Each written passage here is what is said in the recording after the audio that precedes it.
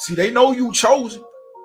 They know you a chosen vessel of the Most High, because every time you speak intuitively. It don't sound like it came out of a textbook. To speak intuitively is to speak from a realm of discernment. To speak intuitively is to say what the teacher said in layman's terms. And see, that's what you do. And there's some people, they upset with you because they keep hearing you say things that they learn in a classroom or at an institution or a university that they know you didn't attend. But every time you keep speaking, you saying something that the teacher said, but in a different way. You saying it intuitively. See, they saying it textbook, and when you say it textbook, your mind, your brain has to be trained a certain way to interpret, to comprehend, or I would say to digest certain things. But you speak it intuitively.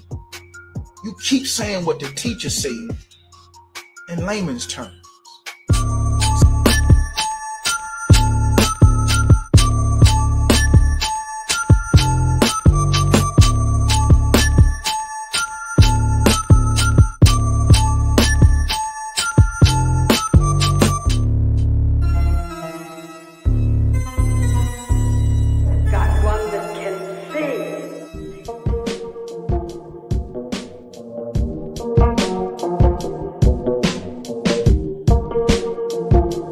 What up, what up, what up, what up, what up, motherfuckers? Let's go. I love this beat, bro. Baggy did this. Baggy did this. Baggy did that. Thank you, Baggy, for all the beats. Baggy's beats. Let's go. Welcome, everyone. This is XRP Boardroom, live community chat. We talk XRP, we talk crypto, we talk red pill, we talk whatever we want, and you can join too. Welcome to the boardroom. I got some new glasses, bro. Look at me. I look like fucking Jeffrey Dahmer. I look like your dad in the 80s. Dahmer. I look like your dad in the 80s changing your diaper and shit. I'm like, listen, motherfucker. Listen, you little shit. We're going to go to this A's game, and you're not going to cause a fuss. We're going to go to this A's game, or you're gonna hear about it later. That's the 80s dads threatening to beat their kids going to an A's game. Those are some Dahmers, man. Bro, they're Dahmers. But they're clear and they're big. And I don't give a fuck anymore. I'm just like, here, give me those. They're comfortable. Who gives a shit? You know? But what's up? How you doing, Buster? Chilling, man. Dude, that's fire, dude. That dude with the beard, the beard and the flat bill. He's really good, man. I relate to the Chosen One videos, man. Those are good. What do you got? What are you drinking? Oh, some watermelon fucking shake. That sounds hella delicious. It sounds the ice. Good. I'm tired of watermelon though, man. The ice sliding and crackling in the jug, in the mix, in the healthy mixer bottle, and you're slurping it down, and the nice healthy like. Like you're fucking. I want some meat. Let's go. Orders train. What's up, pimp? Uncle Buster. What's up? I got a little fizzy. No sugar in it. Yeah, your background music. I thought something was running back in my shit. I didn't realize you were playing it. No, it's the actual background. Yeah. It's the ZRK Buster background. I just opened YouTube. I'm like, fuck. My YouTube's not muted. Shit, did I fuck up? Shit, yeah. I fucked it up. Shit. Well, yeah. Dude, we went down. People are thinking we got pops coming, dude. We got all kind of peeps in the chat. Like, someone said something bullish earlier. They're like $20 bounce, dude. Like, here we go. Right. Bro, we got, what's that? Show that Fed Reserve thing, if you could, real quick. We got some bullish shit right here, bro. Fed now, they're saying they're active. So we got Federal Reserve financial system. They got a little, yellow check mark. News alert. The FedNow service is now the instant solution for the U.S. Treasury's digital payout program. With a growing number of agencies now able to send payments instantly, individuals can get immediate access to funds when it matters most. Learn more. There you go. Payment innovation with Federal Reserve. Hashtag instant payments. Hashtag payments industry. That's literally fucking XRP. That's payments. That's always been known as the payments coin. You see what I'm saying? That's bullish. Yeah, dude. But we've been talking about FedNow for years, bro. Sorry, go ahead. 3 more days. 3 days. 3 days till what? Something is going on. 10-10. Ooh, I like that. I like your style. I like that. You won't get beat by the 80s dad, the Jeffrey Dahmer 80s dad. I won't beat you. Yeah, let's go. Yep. Where's the real Jeffrey Dahmer? The Ford fucking Ranger Jeffrey Dahmer. I'd like to know what he's got to say about my Dahmers. I got Dahmers, bro. I got some new Dahmers. Yep. Miles, Stimmy on blockchain. That would be good. Here we go. Miles, Stimmy on blockchain. That would be a good idea. Want your 2K, 3K. Sign up to the chain. Ooh, what the fuck are you talking about, Matt, man? What are you talking about? Troy goes, what's everyone's sweet spot number for Zebek? Fuck. We anywhere around fucking $1. It's gonna be a big. Hey Troy, you ordered some several. Uncle Buster's rub, bro. Did you ever get the rub? Because I got a couple emails about like shipping out of the country, but I was wondering if you ever got it. So message back, Troy. I think you're the same Troy. That could be Australia, Troy. I think it might. Yeah, be. that's where I fucking sent it. Yeah. That's maybe not. Maybe not. There might be a different Troy. Like this might be a little different. Because I remember Australia Troy. Him. Is it him? Okay. I think so. Shout out to our beautiful Aussies out there. Thanks for coming in every time. Let's go. Kalishnikov's ghost. Kalashnikovs. Bust a rub. That's funny. Bust some rub out. Let's go, dude. Oh fuck, he got it, man. Man, because I got a fucking thing from like China, an email with a link. I'm like, dude, I ain't hit no link, but I know I sent him some shit like customs, right? So customs is like emailing me, but I was like, I ain't hitting no link, dude. Like, so I'm like, there's no way he got this. Speaking of links, Island Ghost wants us to fucking. She's shilling some pump fun fucking soul meme for all of us to fucking YOLO into. What are you doing? How about no? How about I'm not clicking that shit? How about that? There we go. What coins? I'm gonna pick up. OG hit me up, man. I'm gonna pick up that VWA though, like after the show, that Vanguard one. Even though it could be a complete scam, but I'm gonna get a little bit of that on Phantom Wallet. Bro, I'm outside of that, like Dags, bro. Dag, dude, when G was on the show on Sunday and he was like D-Rec Alliance, Dag joined D-Rec. Why not run on Constellation, dude?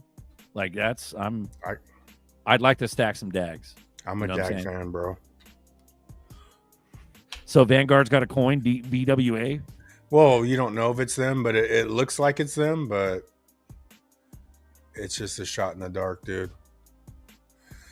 Okay. You know. Yep. But you know they're gonna slip in some shit we don't know about at the end, and it's just gonna fucking launch, bloop, out of here. You know, bro, we're so close, dude. With Fed now, we're hella close, man. We're fucking, dude. Everything else is going up, and ZERPs are going down. Like, no way, dude.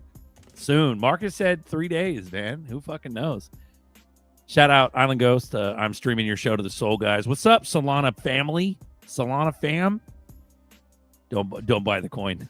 Don't buy the coin. Yeah, no shit.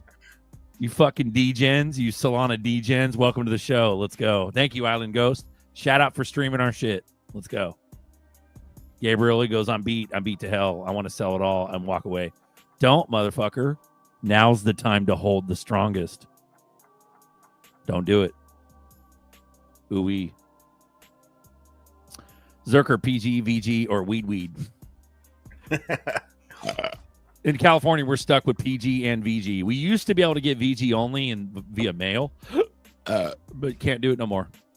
So it's PG, VG. I got it, dude. I got the fizzy going. Chevy, I'm ordering more Rub-A-Dub this week. Good shit, bro. I got to make another batch, man. I'm almost out. Imminent. But, it's fucking imminent. I think you guys did close to 100 bottles, man. So can't complain. Miles says Rub-A-Dub makes great fried taters. Let's go. Mm-hmm.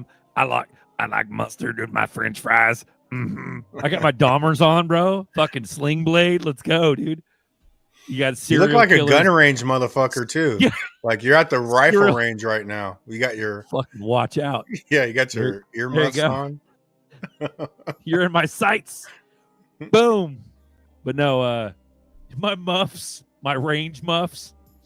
That's funny, dude. Yeah, I'm totally an 80s dad. Fucking serial killer Zerk on. Let's go. Zerk, you need Crypto lamb chops, sideburns.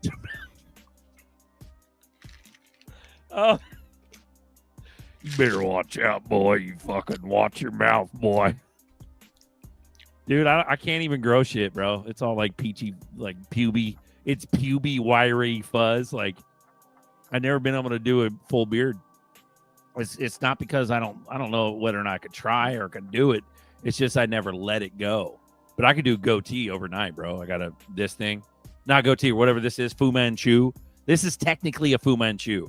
A goatee is without a mustache. So with a mustache and a goatee, it's a Fu Manchu. So technically I got a Fu Manchu. But I can never do a full beard, bro. Never done it. And what you got? You got something special. You just got the goatee. So you're just goatee. That's straight fire right there. Yep, that's straight goatee. So Buster, you got the beatnik shit. You got the little bit of under the lip shit. So there's a name for that, dude. Pimp. I forgot what that was called. The name is Pimp Shit. West Side. That's how we do it. Let's go. I don't know what the fuck you call it, man. I was just like, I shaved my beard. I'm proud. I'm about to grow my beard back though, man. I like the beard, but it's just that initial stage, man. You gotta go like 3 weeks where it's tough. Yep. We're about to find out, bro. We'll run down the whole gambit of men's hairstyles. We need to have Constitution made for the blockchain that protects us. I think that's clarity. I also heard a rumor, soul patch. That's what it is. Buster's got that soul patch. Soul patch? Yep. I didn't even know that, man. I thought I made some shit up. No, that's a real ass thing. It's a real thing, dude. Where's it at? Oh, there it is. Okay. Okay, we're going to share screen real quick. We're going to figure this shit out, bro. What are we figuring out? What the fuck we got? Oh. Boom. Right there, bro. All right. Goatee and mustache, extended goatee, classic full beard, stubble goatee. What do you have, bro? Oh, this is not even like the proper names. This is just stupid as fuck. You got a patch. You got a goatee and a soul patch. But there's other names to it. Let me try to find another one, a better one. But yeah, for real. Let's see here.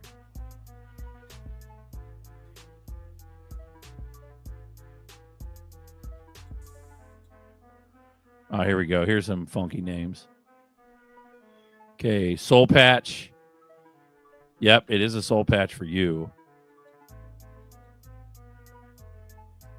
I got a Van Dyke. I have a Van Dyke. So I have a Van Dyke. You have a goatee and a soul patch. That's what it is. If babies could grow beards, would you let them grow it out or shave them? Oh, yeah. We let them grow it out. Beard with the afro, man. Can't fuck bro, with if they that. were like But they're babies. They're like puking up milk and shit into their own beard and shit. Like it'd be a pain in the ass. You'd probably buzz it because it's easier with just a pair of clippers. So, dude, look what we're talking about. If a baby could grow a full beard like quick, like within a week, they got a full beard every week. You would just buzz that shit because the milk pukes. Is that a thing? Milk pukes. So baby throw up and shit, be all up in their beard. You'd have to shave that shit. I'm 49, had a rat tail in the 90s. Let's go, bro. Let's fucking go, Chevy. The small block Chevy. That's a goddamn small block Chevy. Let's go. Let's fucking run it. What else we got? There's all kind of shit going on. We should let the homies on. Let him in here, man. Let me write something up real quick. All right. Boom. Links in the chat, guys. Come join us. Welcome to XRP Boardroom, live community chat. We talk about XRP. We talk about Red Pill. We talk about crypto. We talk about whatever the fuck we want. And you can join too. So you just click the link in the chat. I'll keep spamming the chat with the link and you guys can come join us. But yeah, bro. Yep. Yeah, I had a talk with a homie at work. He asked about SHX and I just said, yeah, that's fire. That's all XLM ecosystem. Yep. Damn, Turnbow. $10. Sandra Turnbow. $10 super cash app. Appreciate you, Sandra. Let's fucking go. Check out Canada C8 bill. No, Jim. How about no? Jim B. I don't care. I don't know anything about Canada, nor do I wish to care about anything about Canada. What's going on in Canada? What's C8? What does that mean? How about you join the show and tell us about it? How about that? I remember the mullet Bradley, but since I'm a girl, I had the Farrah. Bradley. Yogi's a girl, bro. Really? Yeah, Yogi's a fucking girl. No shit. Right on. I guess that makes sense. There's there's a dude and like two girls in your avatar doing like yoga. Yogi. Makes sense. Damn, it all makes sense now. I can see clearly now that I've got Dahmers on. You know what I mean? Gotta have the Dahmers, Jim, bro. Excuses. I'll try to join this weekend. Ha! Okay. We'll see. We'll see, Jim. We'll see. Overview of Bill C8. Bill C8, introduced June 18, 2025, aims to enhance cybersecurity in Canada by amending the Telecommunications Act and establishing the Critical Cyber Systems Protection Act, CCSPA. This legislation is designed to protect critical infrastructure and ensure the security of telecommunications networks. That's just, it's the deep state. That's the fucking beast system. That's Skynet. That's what they're doing with AI. It's like with Trump letting Larry Ellison get on the podium. Like, what the fuck? It's AI about to take over the world. Amen. And that's partially or probably the same thing as our, what do you call it? What's the shit that just passed? The Genius Act and the Clarity Act. Those are probably similar to what that is. All the verbiage in those acts. God knows how many pages of shit they threw in there. I do remember talking about how they let AI have unregulated, no oversight for 10 years. That's what just passed with Genius. We're fucked. Skynet's coming, bro. It's already here. We're fucked, yeah.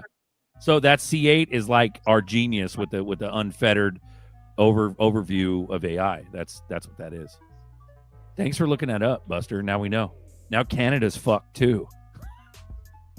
Tiny Hats own TikTok now. Yeah, bro, and they're censoring the juice box emoji. And that's the thing. That's the first time I ever. Dude, it's hella fun. They're censoring the shit out of the juice box emoji. They're like cutting people off. But the first time I ever knew that the juice box emoji was used for the Tiny Hats, because I never really called them Tiny Hats. This is either Tiny Hat, or I never called them any. I never used juice box. I just said straight up Jew or like Tiny Hat. And apparently, what's his face? Shout out to our boots on the ground, J. Roy Bulldoggin. J. Roy is the one that told me about the juice box emoji. So But yeah, we got a new contender here. No shirt, of course. This is the show with no shirt. Johnny 589. What's up, brother? What's How up, you been? bro? What's up, brother? Good. What's up, brother? Let me turn the Chilling, music man. off because it usually fucks with people that don't have like a pro setup. So let me get that off. Go ahead. Also, Marcus, good to see you again. Welcome aboard, guys. Welcome to the boardroom. What's up, guys? Fantastic. Can you hear me okay? Yes, sir. we Go hear ahead. you better Go ahead. now. I've been watching you guys for a few years. I actually live in the rainforest, hence the no shirt. Nice, bro. So based Yeah, on your no, but- accent, are you down under? Or are you in Australia, or where are you? I'm in Australia. Yes, Australia. So But I live in the rainforest. Are you on the East Coast, the Gold Coast? No, I'm in Cairns on the Great Barrier Reef. Ah, okay. Because we had there was a Wave of Innovation event that we went to in Gold Coast, and we visited, and that's who we were talking to earlier. We were talking to Troy from Australia as well, but we all hung out. And shout out to our OG Australian guys, Ellie and Carl Lewis. I hung out with Carl Lewis the whole weekend, but that was fucking crazy rainforest. So yes, it's cool where you live. Yeah. Yeah, Sorry, it's absolutely fantastic. And I'm a FIFO worker, a fly-in, fly-out worker. So I work in the mines, and I was actually on swing, so I couldn't get down to that event. I would have loved to have gone, but I couldn't get down. So maybe next time. Okay, so you go by Johnny 589. Have you ever used any other names before or no? Yeah, the Holmes Report. Ah, okay. Okay, So I Holmes remember that. That's I recognize Yeah. that. Okay. Well, welcome to the show. Fucking A, welcome. Johnny. Fucking I've been A, watching you Johnny. for years. I've been watching you for years. I watched the That's Bagman crazy. probably 5 years ago. I'll just show you my my car. Ooh wee. Uh, There you go, bro. Hell yeah. There you go. That's my Love it. and yeah, I've been, like I said, I've been stacking for years, guys, and the cost of living is just insane in Australia. It's getting ridiculous now, and my ability to stack is getting less and less and less, and I'm just praying that we get something coming in the next 6 months. For sure, because Yep. honestly, if you just been stacking, if you go back to a year ago, it's way less XRP than it is now. If you had to live on it, if you literally had to live on XRP, you're fucking 5 times less than you were a year ago. Oh And yeah, don't get me. It's outgrowing the cost. That's why I feel sorry for people that don't get it. They're like, I don't have no money. Man, fucking get another job, work one extra day, do something, because you just can't keep up, man. It's crazy here. Like gas, I don't even fucking look, dude. I just pay it, man. Like it ain't gonna change anything bitching about it. It's ridiculous. Absolutely dude. not. Like Yeah. I just purchased XRP last night, Quant, Algorand. Then I got some XPR last night because I just got a good payment. You see, I got a backdated payment. We just got a pay rise a few months ago, so I got a nice few thousand. So I bought XPR last night, Velo. I bought some Stronghold. I'm up there with Stronghold now, and I'm just stacking, but it's getting harder and harder. Really is. Yep. And Eddie, I agree. We're getting sweaty. The average Joe can't stack anymore. It's become almost unobtainable to accumulate larger amounts. You can't do it. Like unless you have exactly. Unless you have a fucking nest egg laying around, you can dump on XRP. Most people are month to month, and so I agree with you. I totally do. And the people that are doing good are buying TVs and all kinds of dumb shit. And they dumb have no shit, clue, man. Yeah, exactly. I haven't been on a family holiday in nearly 4 years. I've just been stacking hard. I haven't bought any luxuries. I had to force myself to buy some new Nikes and some new clothes because I've just been stacking so hard because I know the vision. I've seen what the futures like you fellas have. you see what this thing is going to do, what blockchain is going to change the world. The thing that changed me in 2020 was the word tokenization. When I heard that word tokenization, it sent me down the biggest rabbit hole of my life. And outside and at the other end of the rabbit hole, guess what was there? XRP. That motherfucker you got the fever. Sounds like you got the fever, Johnny. Shit. I've got the fever, man. I've got the fever. And I love XRP because it's the only digital asset that you can really tie an organization to, a corporation to, Ripple, and Ripple's doing the hard yards. Ripple are doing all the hard work for XRP so we can sit back and reap the rewards. That's right. We can. XRP. Sorry, go ahead, Marcus. I was just gonna say I use XRP as my savings account right now. So any extra money that I have to save, straight XRP. That's what people should be doing, man. Like, I mean, there's people that's gonna go down with like 20,000 in the bank, and you're gonna fucking ride that down till they just price you the fuck out of all your money. Mm-hmm. But you know, it's the vision, man. That's why it wasn't their message, dude. You know, right. All you could do is maybe get them on a quicker timeline, because we're all about to jump timelines, bro. Like, we've been in even when Trump used to say we're in the pause, right? But that's where we're at right now. Like, even the Phoenix is the energy. We're matching Phoenix energy. That's why we're about to blast off. And but we're literally in the pause, and then we're gonna speed up all this. Wait, when's it going to? You know, before is let me know when it's $1. Well, now it's $3. You know, or pretty close to it. You know, next move is going to be big, and we're out of here. Like, your whole life is going to, you know, speed up. Yeah. I watched your show the other day, and I loved the fact that you showed that XRP chart in the logarithmic style with that log chart, and XRP was right down the bottom of the chart, right down. And you said that this is exactly what it's doing. It's doing exactly what it should do. And I totally agree. And once we touch the very bottom, I think it's go time. I think it's go time. And a lot of people don't. Miles is calling you Johnny Fever. You're Johnny Fever from now on. Go ahead. And that's when you take, you know, the emotions out of it. Because, I mean, I've been in this shit a long time. And then I remember the times when the whole market drops, but everybody wants to know the reason. Oh, it's because Binance did this or because of this. You know, it's all dumb shit, bro. Like, even Blockchain Backer put me on this a long time ago when I was watching Blockchain Backer. He said, when you really understand charts, you have to question, like, you know, because the news comes in when the chart says it's going to go up, right? We're completely simulated, bro. We live in a complete simulation, dude. You know, I'm diving down that rabbit hole of simulation big time. Big time. It's crazy. People be buying 4K TVs and don't got a 4K bag of XRP. That's generational poverty in real time. Right, man. That's $1 million TV on the wall. Dummies. Also, shout out Bag Hodler. He's always he clipped a couple clips of me and he keeps running it and fucking posting it. Like, you're a damn warrior, bro. Appreciate it. Love it.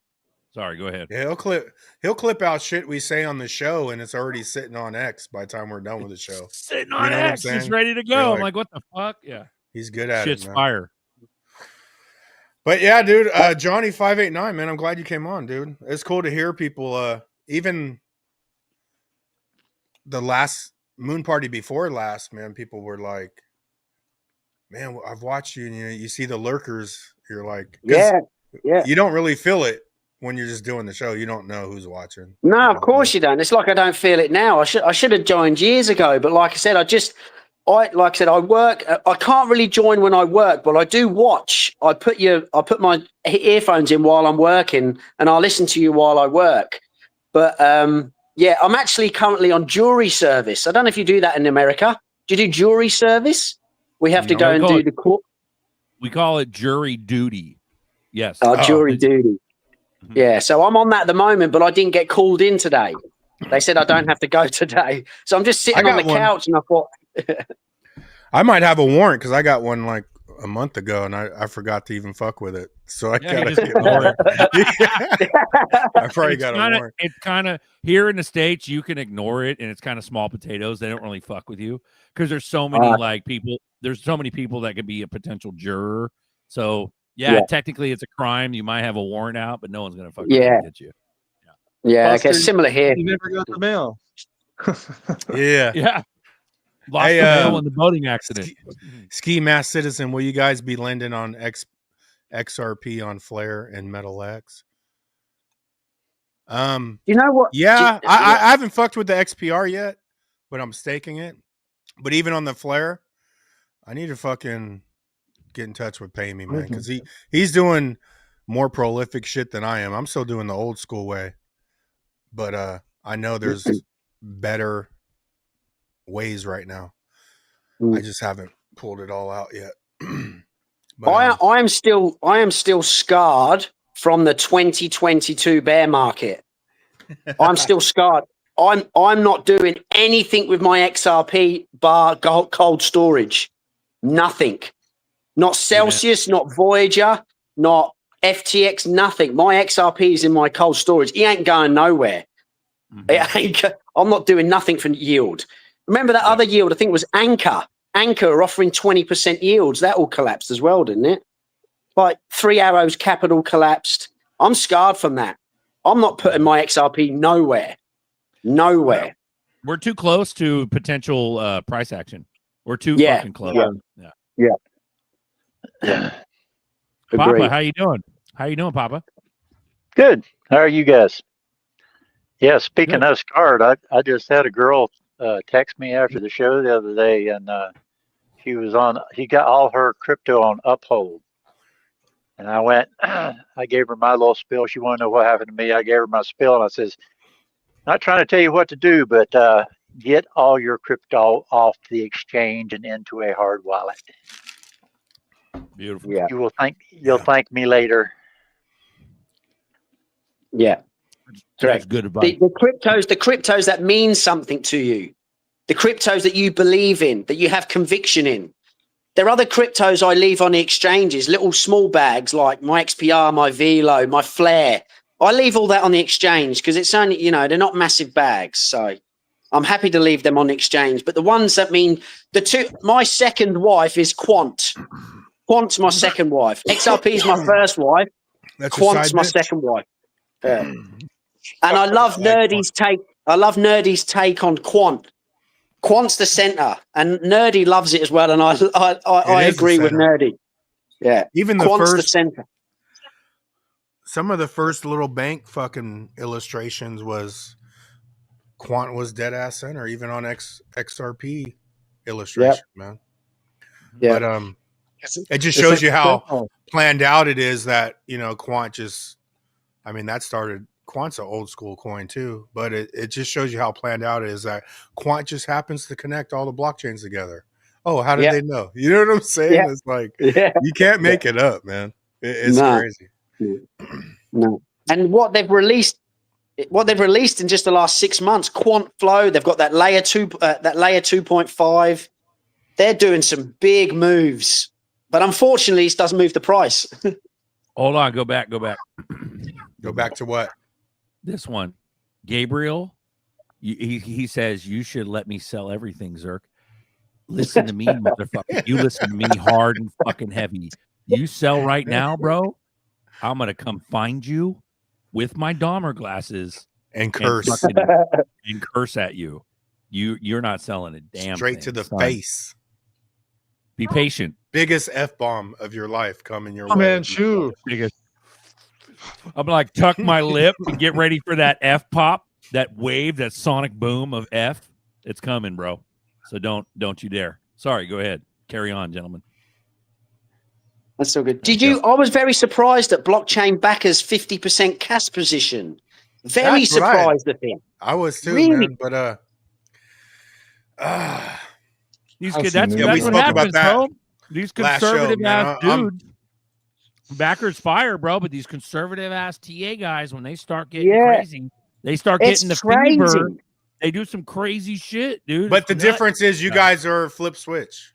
You're thinking flip switch. You're thinking bigger. Yeah. So Yeah. my thing is, if you truly want to protect your coins, you should be on the lower end of selling, because even if they fake us out one more time, when they do fucking really jam real money through here, it's going to go up so quick and so fast where you're better off missing or half missing one more little fucking step to get to the dummy money, you know? Yeah. The fast, finish bro. line. Fast. It's going to move quick. Yeah, do you think it could be something to do with David Schwartz said about the institutions can't use the DEX because it's permissionless? Do you think that has something to do with it? Once institutions can use the DEX and it's permissioned and KYC'd and AML'd, do you think that could be a flip switch moment? Probably. Or not? But that'll be like, I mean, we'll see after the next bill gets passed what happens with that. But well, they this got is like where I think they're just got pulling private strings, ledgers bro, right now. because it was all created. They've been had when you look at all these all these blockchains, they've been had the regulations because they had to build with some kind of guideline, so they already know what's coming, but they make us feel like it's up in the air right now. It could go left or right, but it's not going left or right. We're about to fucking blast the fuck off, so get ready. Because this is all written, man. It's we're just going down the road. Because I'll say shit, and then people be like, because I truly, I've said, I believe somebody knows the exact fucking day, and then people are like, oh, fucking, they don't know the day. Someone knows the fucking day. There's a group of motherfuckers that know exactly what day it is. So when even if they give us $30 and Coinbase doesn't fail, like you get on Coinbase and you could sell at the top, that's when institutions are just literally behind there scooping this shit up. Like, the liquidity will be like, all these exchanges won't fail all of a sudden. Yeah. Now, I have a wife.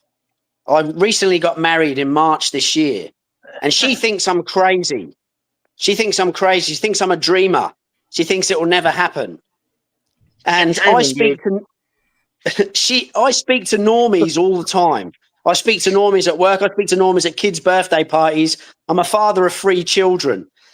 And they all just look at you like a deer in the headlights. They've got no idea about blockchain. Never even heard of the thing. And I'm just like, the one technology, blockchain, I firmly believe is going to change the world. The Internet of Value is real. Internet 3.0 is real. The Internet of Value, which is Ripple's. Ripple should trademark that. Have they trademarked that, Ripple? The Internet of Value? Because they come up with it, didn't they? They came up with all the terms. They came up with Internet of Value. They came up with digital assets. Digital asset protocol. Yeah. So I think we're still. I think we're the zero distributed ledger technology, DLT, ILP. Yep. Internet of Value. They created all that. Schwartz, was that David Schwartz with DLT patent? Was that his patent? Yeah. Yeah. From 88. Yeah. 1988. Andrew Betts. Real quick, my only concern is with the withdrawal limits on the exchanges. Yeah, but you could swap. You could swap out for USDC inside your cold storage and not worry about the limits, and then lock it up how in much USDC. Money do you need? Like what? RLUSD. Bro, the limit is like 500,000 a day, isn't it, on the exchange? You can leisurely, hit the exits or loan it or whatever. We'll see what happens with that. So if exchanges fail, just go to a bank and show them your ledger account, and they'll give you a loan. You don't even have to sell it. Yeah. Do y'all have a plan for selling? No, I don't have explained it like I'm not gonna rely on Coinbase working, but you could swap it all out for USDC, whatever you want to sell, and have your bag in your cold storage, and then as you feel, you could send in that RLUSD or USDC, whatever. I was about to cuss at Guac, but I like your name. I like your name. You just saved yourself from a ZRK cuss out because your name is badass. So if exchange, I feel like you can't I'm fuck with empowered. Guac. ZRK, Bro, you can't fuck with him. I'm Guac. empowered right now too. I'm the dad in the 80s that'll beat your ass. You know what I'm saying? Like I got the Dahmers on right now. I feel like a dad. And I was about to whoop you down, but Guac for sure. We have a sale. It's called Lick Your Ice Cream. That means better your life because we waited so fucking long. You better your ass life. But in my opinion, you should have a forever bag. So you're not Incog. Yeah. Incog. Send that video to my ex, bro, and I'll play it on air, man. I know you like to send me videos when we're live. So go ahead and send one. It's more, red and I'll play 5, isn't it? It's 589. You talk about the actual model number of the X-Wing. His call number. I think was it starts with 5. The call sign for the pilot was red, whatever, red 5, red 6, red 3. Yeah. But the X-Wing model. Go ahead. Swap to RL USD, and then you can get like 4 or 5% on that. You know, while it's sitting there. Well, yeah, but I'm like, they call me filthy. He goes, "You crazy getting married before blast off, Johnny? How fine is your wife?" She is an absolute goddess. She's a goddess. Good for you, bro. That's your answer. That's your fucking answer. Sorry, go ahead.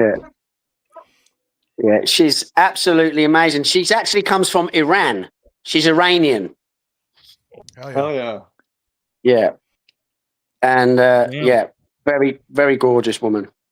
Very gorgeous. Mm-hmm. But yeah, it did cost me the wedding. The wedding actually cost me a few thousand XRP. Nice. But it's all right. It's all right. I've managed to recoup it back. So yeah, that's all good. Your wife's beauty is what making Trump stop Israel from bombing Iran. That's what's actually happening. Yeah. Yeah, that's yeah. Johnny, you're actually a fucking free spirit, bro. You're a dope motherfucker. I'm glad to have you on here. Mate, I am so. You know, do you know what woke me up? Was the COVID I was a normie before COVID. I don't know about you guys. I was a normie before COVID. No, I'm in your class. I was in the same class. Yep. Yeah. I had no idea how the world worked, how finance worked. I had a few investments. It was in the stock market. It wasn't in crypto. And then when I fell down the rabbit hole during COVID, I found crypto. Now, is that a coincidence? I don't think so. No. Because you said crypto. Yeah. You said something earlier, like, because crypto is actually a gate. Like, it's an awakening in itself, right? But it's just the financial side. So even when you start going down rabbit holes, that's the conspiracy side. That's a gate. So certain things, like even, I mean, after Trump and Hillary fucking done separated all the friends up and shit, I was just like, I'm gonna just get these motherfuckers on crypto. I ain't even gonna talk politics with these folks no more. You know what I'm saying? Then you get them on. If I get them in crypto, they're gonna come over to the whatever side I'm on. You know, I'm just searching for truth. Bro, it's still hella divided. These fucking people are still sheeped out. Dude. It's not that divided, dude, to be honest. It's not. No. I don't know. I don't. It's not very. We're not divided in Australia. We all hate the government. Everyone I talk to hates the government. We don't really have a left and right here. We just all hate the government. Yeah. 2007. Because look, 2017. Maybe it's just where I work and where I gather. It's there's a more concentration of fucking psychopaths. Yeah, sorry. Trump and Hillary, like we've gained ground. Like, Trump, Hillary, though, like if you go back 2016, 17, they'd be like, "You believe they're really going to Epstein Island? You believe this shit?" Now 2025, they're like, "Trump was on the plane." You know what I'm saying? So either way, we're release the Epstein files. Let's see how bad of a pedophile they wouldn't Trump even is. fucking fuck with that thought. He was the pilot. And now they're like, Trump was at dinner with fucking Epstein, and he was the pilot. Hella funny, bro. Funny shit, dude. Yeah, I love it. Marcus, how you doing? You good? Yeah. Just chilling. How was your day? Good, good. Long day. Still working on the ceiling. Just a fucking ton of them to do. Just listening to some, YouTube while I'm at work. Got those I listened to that Black Swan Paul Capitalist. Barron podcast Yeah. today. That was That pretty was, yeah. good. Yeah. Have you been? King Solomon's been knocking out the park recently. King Solomon's been doing well. Some really good videos. Yeah. I gotta check him out. Hell yeah, We he's got running around Jim for a B. minute. Where Yeah, you he been, can't go on though. motherfucker? You got to activate your mic or your cam. He's got OBS on or whatever the fuck it is. All right, man. I got this damn video ready to roll. Oh shit, you got it? You guys ready? This is the Yep. one. Jim B, you're on. You got audio, right? Greetings. Oh, you're Fuck loud. yeah, JP. he's loud as shit too. Hit us with the Beautiful. Barry White voice. Oh, baby. Bono, Shit. you're All right. Can I say something to Johnny in honor of Crocodile Dundee? That's not Yep. a wife. This is a wife. This is a wife. That's right. All right, That's we're pretty doing good. the X-Wing NFA video. Shout out. Let's go. 3 minutes. Shut your fucking mouth. This. In Star Wars, every ship has a unique Do I not have designation sound or or what? craft ID, like a No, you're unique good, you're good. identifier. Here's a clip of two stormtroopers sharing their craft IDs. I was TZ-1719, Stormtrooper. FN2187. So starships have unique designations or craft IDs, right? Okay. What's the unique designation of Luke Skywalker's iconic X-Wing? AA-589. No. Luke Skywalker, the hero in one of the most famous movies of all time, flew around in a big X called 589. I mean, are you kidding me? This was revealed in the 1991 Star Wars Expanded Universe novel, Heir to the Empire, and became an established fact. The single most important starfighter in the Star Wars galaxy. Some know it by its unit designation number, AA-589. Others know it by its call sign, Red 5. And some simply know it as Luke Skywalker's X-Wing. And it gets even crazier. Look how they snuck this 589 fact into the most recent Star Wars movie as an Easter egg.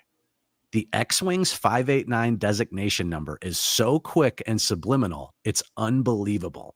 Sorry, I'm afraid Arthur's memory bank must be crossed with his logic receptors. He says he is receiving a transmission from Master Luke. That's an old craft ID. Wait a minute, did you see it? Probably not, because for one, it was a split second, and two, it was shown backwards because the camera is filming through the screen. But if you freeze it and flip it, there it is. Like magic, 589. Talk about an Easter egg. When they see that craft ID, they know it's Luke Skywalker's historic X-Wing. That's an old craft ID. That's Luke Skywalker's X-Wing. Isn't that just totally incredible? I mean, think about all the times you've seen this X-Wing and how only right now do you know that it carried a sneaky 589 all along. And aren't these parallels and archetypes just too on the nose to simply be a coincidence? Luke the hero, a big X and 589. Brad the hero, a big X and 589. Or in other words, Luke Skywalker, the hero, uses an X with 589 subliminally attached to it to defeat the Galactic Empire in Star Wars. Brad Garlinghouse, the hero, uses an X with 589 subliminally attached to it to defeat the banking empire in real life. You can't make this stuff up.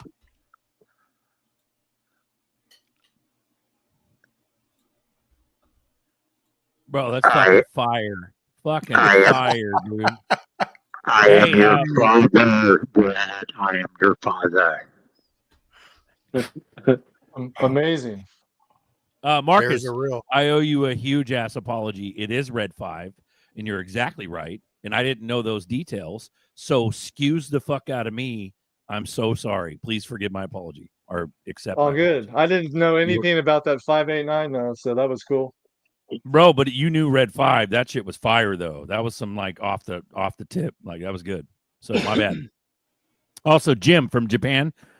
Before I tell you to go fuck yourself, you want to go ahead and introduce yourself and talk about shit because this is the first time you've ever been on, right? Well, it sounds like you already introduced myself. You sound like fucking NFT crypto. That's what you sound like. Go ahead. Well, you are, aren't you? You no. Go ahead. I'm No. I'm watching. I'm watching you guys laughing at me on my other computer while I'm speaking to you from this computer. I'm gonna grab some grapes. Good idea.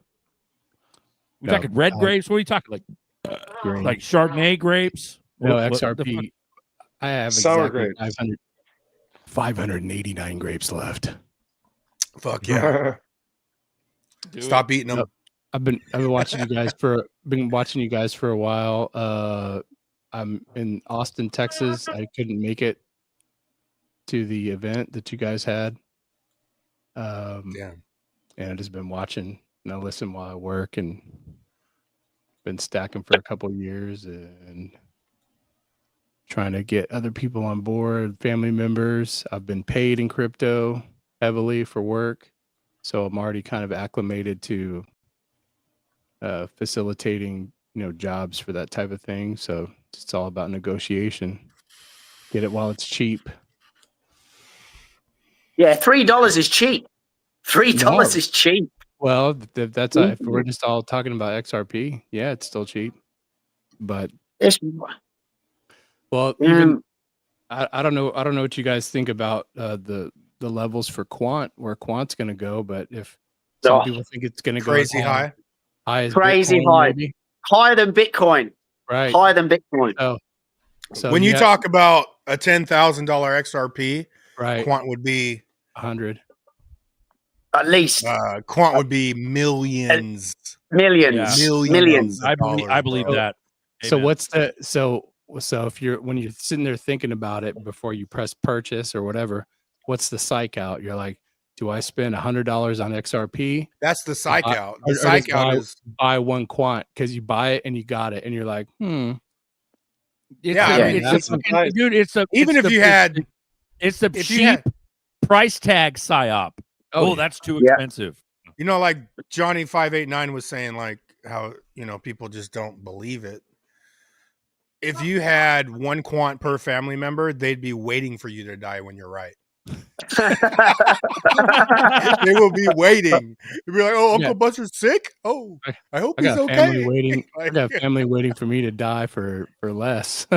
Yeah, man. How much is quant right now? What is it, quant? It's $100. Every time it goes under 100, I get mad when I don't hit it at 90. It is okay. 100. 3. Okay, so let's clear that. So how many times? So 100 divided by 3. Even though we're 288 right now. Let's go back 3. I feel like quant is more for me is akin to like real estate. I'm like, okay, what or how many properties will I buy if I were to just cash out quant when it hits? It's just that's a total nest egg to me. It's really I see quant as bigger than Microsoft Windows. Right. In Windows 95. I think quant is the operating system for every single bank on planet Earth. It's going to be the operating system that they use. Do you see this? So this equation. This math right here is 10,000 per XRP times 33.3, which is the ratio of quant to XRP right now. The ratio of quant to XRP right now is 33.3. Okay, so if XRP is $10,000 a coin, if we're holding the same ratio math, when it's 10,000 a coin, quant will be 333,000 a coin. Well, that retires my whole bloodline. That's not right. My whole bloodline's retired. It is right now. Hell yeah. Quant is fucking. That's 10,000. I know. That's a $10,000 ZRP with a $333,000 quant per quant. Okay. So now that's the same ratio right now. Okay, but it's still not. I don't know if that's if that's a right way to look at it though, because if I go to XRP, the market cap is what 180 billion. Let's do this real quick. 180 billion. Okay, keep that calculated up. Do 172 billion. How many zeros is that? 9. There you go. Yeah, that's it. Divided by 12 million. Okay. Boom. That's how many coins Quant has. So if 14, Quant was just 333. Okay, so that's accurate because if Quant was just the size of XRP, it would be $14,000 a coin. Fuck even talking about utility. That's not utility at 172 billion. That's no utility. When Quant gets to 172 billion, it's $14,000 a coin. And that's the difference between 12 million coins and 100 billion coins. Well, absolutely nothing more. So suppressed billion assets. Yeah, these are all suppressed assets. It's not just fucking ZERPs. It's, dude, what about fucking H-Bar and all its partnerships? It's shit sitting at, how much is it right now? 40 cents, 30 cents? Oh, it's at 9 You billion. can do it with cap. even Algo's like still a good thing because Algo only all has of them. XLM, Algo, fucking what? Cardano is the only one that got a little bit of strength. Go ahead. My kind of investment thesis was investing in geniuses. You invest in geniuses. Now, the geniuses in the blockchain space are Silvio McCarley of Algorand. You've got Lemon Baird of HBAR and David Schwartz of Ripple. And Gilbert Verdian, he's not really a genius, but he's very well connected. You invest in geniuses because they know what they're more intelligent than us. They know what's coming. Didn't that Silvio guy? Didn't he have a hand in creating ZBEC? He was also. I think Algo is connected to ZBEC. Also, I think Algo is balls deep in Washington. Balls deep, bro. But here's the thing: an ex Ripple guy. I don't know if you guys saw that the other day, like 4 days ago. An ex Ripple guy just got new CEO of Algorand. Correct. Yeah. Correct.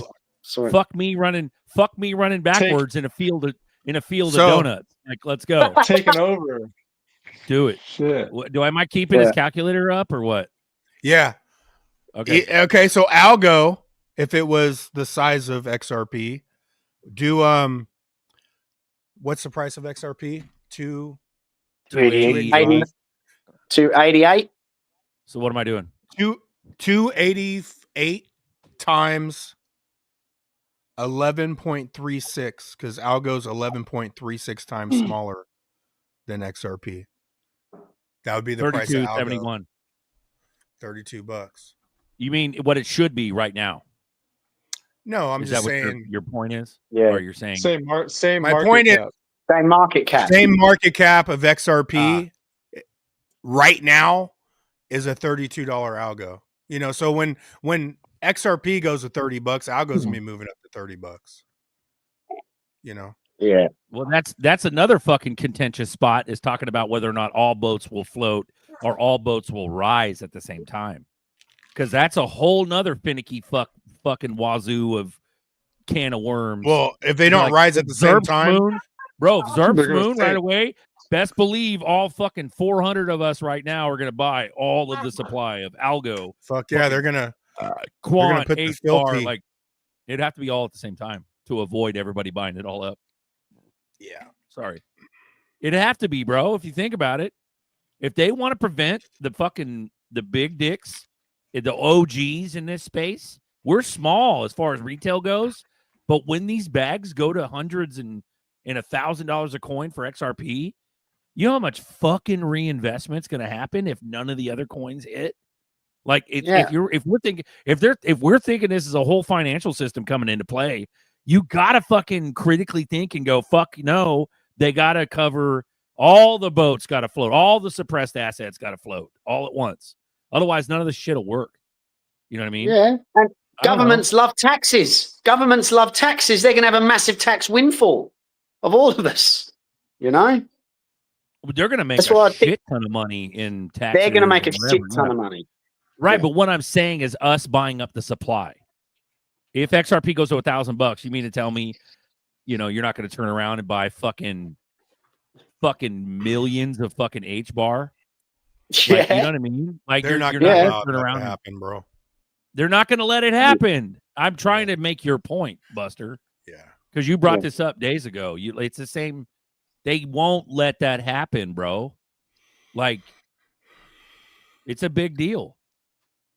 It's a big fucking And if deal. they did, they're just going to add filthy to the rich. It'd be filthy All- rich, bro. Like, All the boats will float. All boats Yeah, rise. Matt says that. I'm kind of tending to a thesis.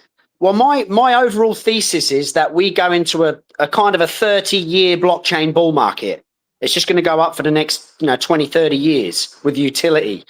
But my short-term thesis is I think we might get the bull market, this altcoin season, possibly, March, April next year, with the global liquidity, Bitcoin topping out, blah. I'm still not nailed down my altcoin season thesis yet. I'm not sure. It could be next month. I just haven't nailed that down yet. Have you got any thoughts? I don't think it's going to be 20, 30 years. I don't think it's going to be 20, 30 years, or I do. Let me tell you what I'm saying. I agree with you, but I agree with you on a weird different level. So if you look at it from like a graph move, it's going to be like spikes up immediately, pop out of nowhere, get the fuck out of retail's hands in terms of price for XRP. It's going to be spikes up, whether it starts at 10, goes to 20 shortly, 50, 100, 200, or it goes from 0 to fucking 500 and then shortly after to 1,000. Once it gets there, it will slowly, gradually go up to where it's 10K. And because look at what Bitcoin did. I remember days when Bitcoin was 50 fucking grand, 30 grand, 70 grand. Like I remember that. It wasn't that far away. 70 grand was like what, 3-4 years ago, wasn't it? Or sooner. So within 3-4 years. It was only 40 grand before the ETS went live in January 2024, wasn't it? Like 45 grand. There you fucking go, bro. Look at it now. Like, It was 60K. It's not going to take 20, 30 years to fucking skyrocket. Sorry, it's going to be 5 years, 5 years, 10 years. Because you got those agendas. You talked about Nerdy yourself. Nerdy fucking talked about 2030, the agenda 2040, 2035. That's when those big fucking monster jumps. I agree. But I think Nerdy got it wrong. I think Nerdy's 29 million is for quant, not XRP. Well, I think he's coming back from vacation. He'll be back from vacation shortly here. He'll probably be on the next show. So we'll see. And we can talk to him then. Sorry, go ahead. Go ahead, Buster. Real question though. How screwed am I if I've been trading in and out of cryptos since 2021 and haven't kept track of everything through exchanges and wallets? How do y'all suggest I would let them let them audit you.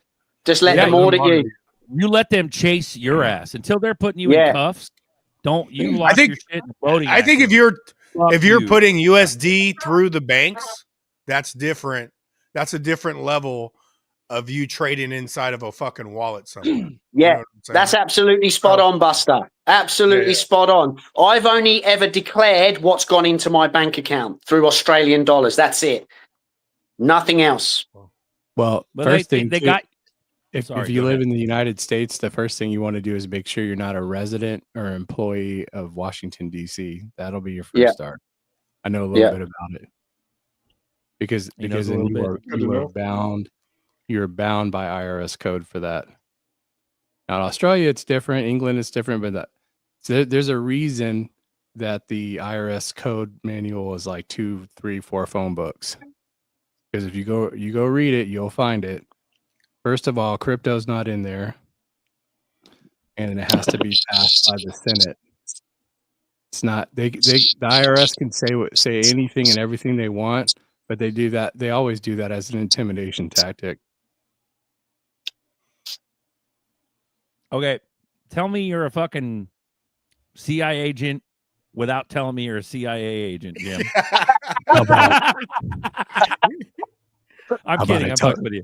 How about I tell you the ingredients in your e-vape you're smoking, Berserker? Oh, do it, Because bro. I put them in there. Poison. See if I can smoke through my nose. Whoa! I did it. XRP Rails, Guac Coinly will calculate it all. Just put your wallet address. Yeah, but you know what? I also heard that the people using the apps are automatic audits because it's tied to the IRS. So the people that are searching for the apps to figure out what they owe is automatically audited. Well, tell him what he's won, Papa. Too, so Coinbase says that, because if you remember, I commented recently, but Coinbase says that if you don't declare your status, that you will be subject to automatic 26% tax on sales. So on sales of your crypto. So as long as you're not selling it, you don't have anything to worry about. Coinbase. Damn, Jim, you're saucy, dude. Love and you. that's Love why you. Coinbase sucks. Yep. That's why I got Coinbase. That's why I gotta see my way out of there. Yeah, but Buster, Coinbase is revolutionary. That's fucking insane, bro. It's revolutionary to the crypto future of America. Well, I think they're going to be around because they're such a large institution. They're going to have to have some kind of institutionalizing of this for the common person, from the normie. So they even said that they want to become a bank, just a crypto bank, and that's all. And it's not any different. It's not any different from fractional reserve lending. When you put $10 in, $100 into the bank, they loan out 99. That's how it works. So, bro, didn't Coinbase? Bro, Jim, didn't you just see, like, you're on Twitter, I'm assuming, but didn't we just see like Coinbase do some weird partnership with some government shit? Like, I could have swore I read something the last few days. Maybe the chat knows. Coinbase did some bullish, crazy shit the other day, 3 days ago. They probably did. I've been suspicious of them since maybe it was on one of y'all's channels. It was a video where they showed the circle, the circle crypto logo and the Coinbase, and how the C keeps getting tighter and tighter until it's going to touch. Yeah. No, yeah. I think we did touch on that months and months ago, years ago, maybe, where it's closing in.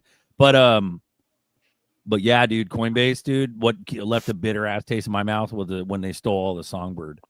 That's fucking crazy. Yeah, I don't know much about that. Crazy. Yeah, Flare. Okay, so early XRP Doesn't guys. BlackRock control Coinbase? Go ahead.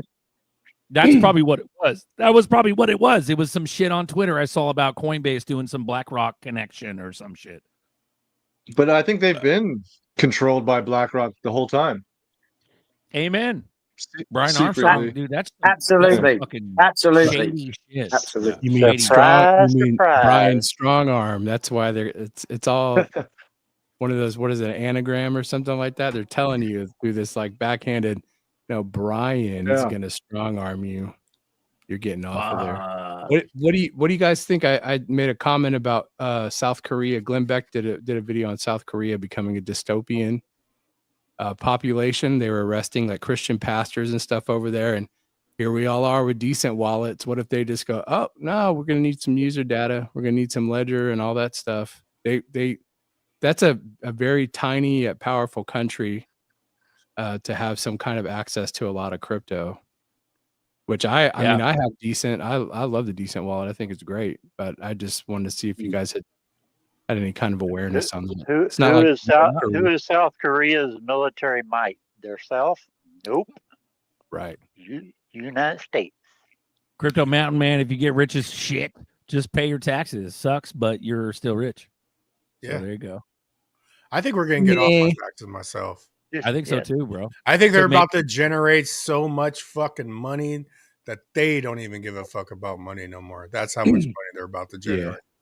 Yeah, because when you're worth like, a quarter, $500 million, $1 billion, you're probably going to go start some kind of business here. Or it's going to be, I think it's going to be more of an open market. Country's going to go, no, come over here. Here's your incentive. Yeah. There may be some kind of totalitarian exercise against people. They're going to flush the weak people out for sure. Definitely going to do that. We got that I think guy. I think COVID did that, didn't it? Didn't COVID flush the weak people out? No, they're still dying suddenly. Yep. Bro, that one guy goes, when the IRS comes after you, ask them to show you the law that make you liable to pay them, then they can't. There is no law stating you need to. It's all voluntary. Declare your status as a living man. Yeah, that's that straw man shit. Yeah. We'll see how that goes. Private sector. Sorry, yep.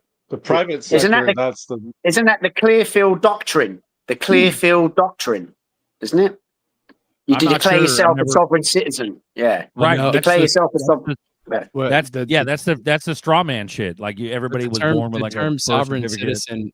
The term sovereign citizen is not every man is born a sovereign. So when they call you a sovereign citizen, they use that to make you look stupid and demeaning. They do that as a challenge because every man is born sovereign. It's like a conspiracy theorist. It's a CIA. Oh, did I say that? It's a CIA clowns in America. Yeah, exactly. Yeah, you gotta.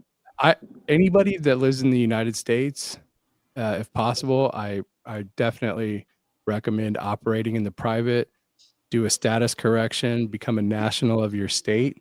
I've done it, and things are a whole lot smoother. And whenever you sign something, sign it after your signature. Sign UCC 1-308, which means you're not waiving your rights. Because every time you sign a check, this is U.S. only. Every time you sign a check, driver's license, anything, endorsement, you are signing away your rights to dispute your signature on that document. So always put it, even if it's the doctor's office. But you're Jim in Japan. How could you be a sovereign of a U.S. state, bro? You're Jim in Japan. Who says I'm in Japan? maybe I'm Jimbing. Maybe it's not a real. Maybe Jim stands for Joint International Military Base. Oh, motherfucker. Dude, that's when the fucking beat should drop. Boom. Like on a yes. Let's run this, bro. Jay Claver. Run. Look at his eyes. Wow. People I know are excited about no capital gains on these cryptos. I can tell you this: that's going to get a lot more people to sell their XRP at $50 or $100. Like, imagine if they said, "Hey, Bitcoin has no capital gains." How many people would liquidate their Bitcoin that have a super low basis? A lot of people, because they have a bunch of capital gains that they don't want to pay. They would rather borrow against it. So if they come out and said, hey, no capital gains on this, you would see a huge move down across markets. It wouldn't be good for markets if they did that, unless there's enough demand on the other side to be able to eat that up. And for XRP, I think there will be. People I know. Whoa. Ask him to show where you have to pay capital gains tax. Good point. Currency. On anything. Well, yeah. That's very akin on a small level to when, like, let's say you have a Cash App or something like that, and they were trying to get people to report all transactions. So if you sold like your old Nintendo, they wanted that. That's a capital gain right there.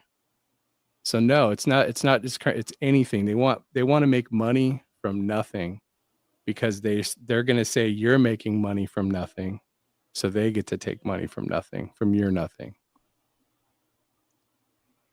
Could that be a possible hindrance to flip the switch? If the institutions need to buy and sell XRP to use it, they're subject to capital gains. Is that a hindrance to flip the switch, do you think? Yeah, that's what the whole point is that, but you're implying here's where I believe, Johnny Fever, your fever has made you a little foolish, is that fucking you're implying that flip the switch is going to come from the people. The usage of the people. The people aren't fucking flipping shit. No. This is all the institution. Yeah. Sorry, yeah, institution. Yeah. So, yeah. And institutions don't have to worry. Institutions don't worry about capital gains tax. They operate on a profit and loss, just an up and down balance sheet. Clarity Act. Yep. There we go. J. Roy with the fucking latest update on the meme world. BNB been ripping and the meme coins are in fucking insane. I believe it, bro. Who in their right mind would buy BNB after FTX? I don't get it. Why would you buy an exchange token? But everybody's sheeped out to the max and they're gonna meme their fucking shit away right now because they're making insane gains because CZ and Bitcoin are making everybody look here.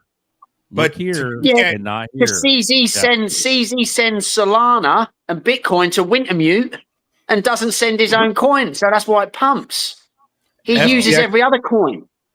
Bro, FTX Criminal. didn't have a system like BNB though. BNB's whole network's no joke. Yeah. No, No. I'm not. Yeah, the pairing's unreal. 1,200 a coin, no joke. Is that what it is, or is that?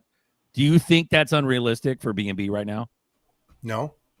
Okay. No, It's going up. I don't. But So what does that tell I you just about the wouldn't buy it. suppressed assets? What does that tell you about the suppressed assets? If we know what the fuck these other coins are on a governmental, BNB has institutional, global level, that's why I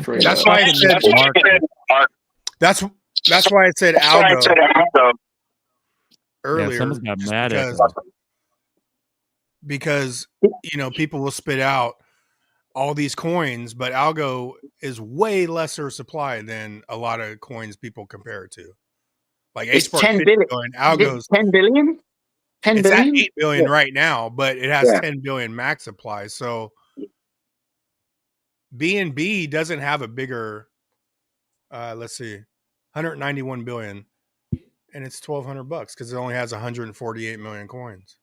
Yeah. J-Roy says, bro, CZ is a fucking crime genius and fucking pumped the living fuck out of the memes on his network. Run it the fuck up. I don't give a fuck.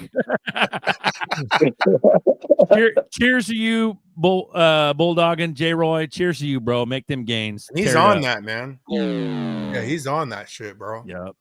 Yep. That's fire, dude. Someone's got a fucking effects pedal or effects buttons. Is that you, Jim? Is that you? It's Jim. It's Jim.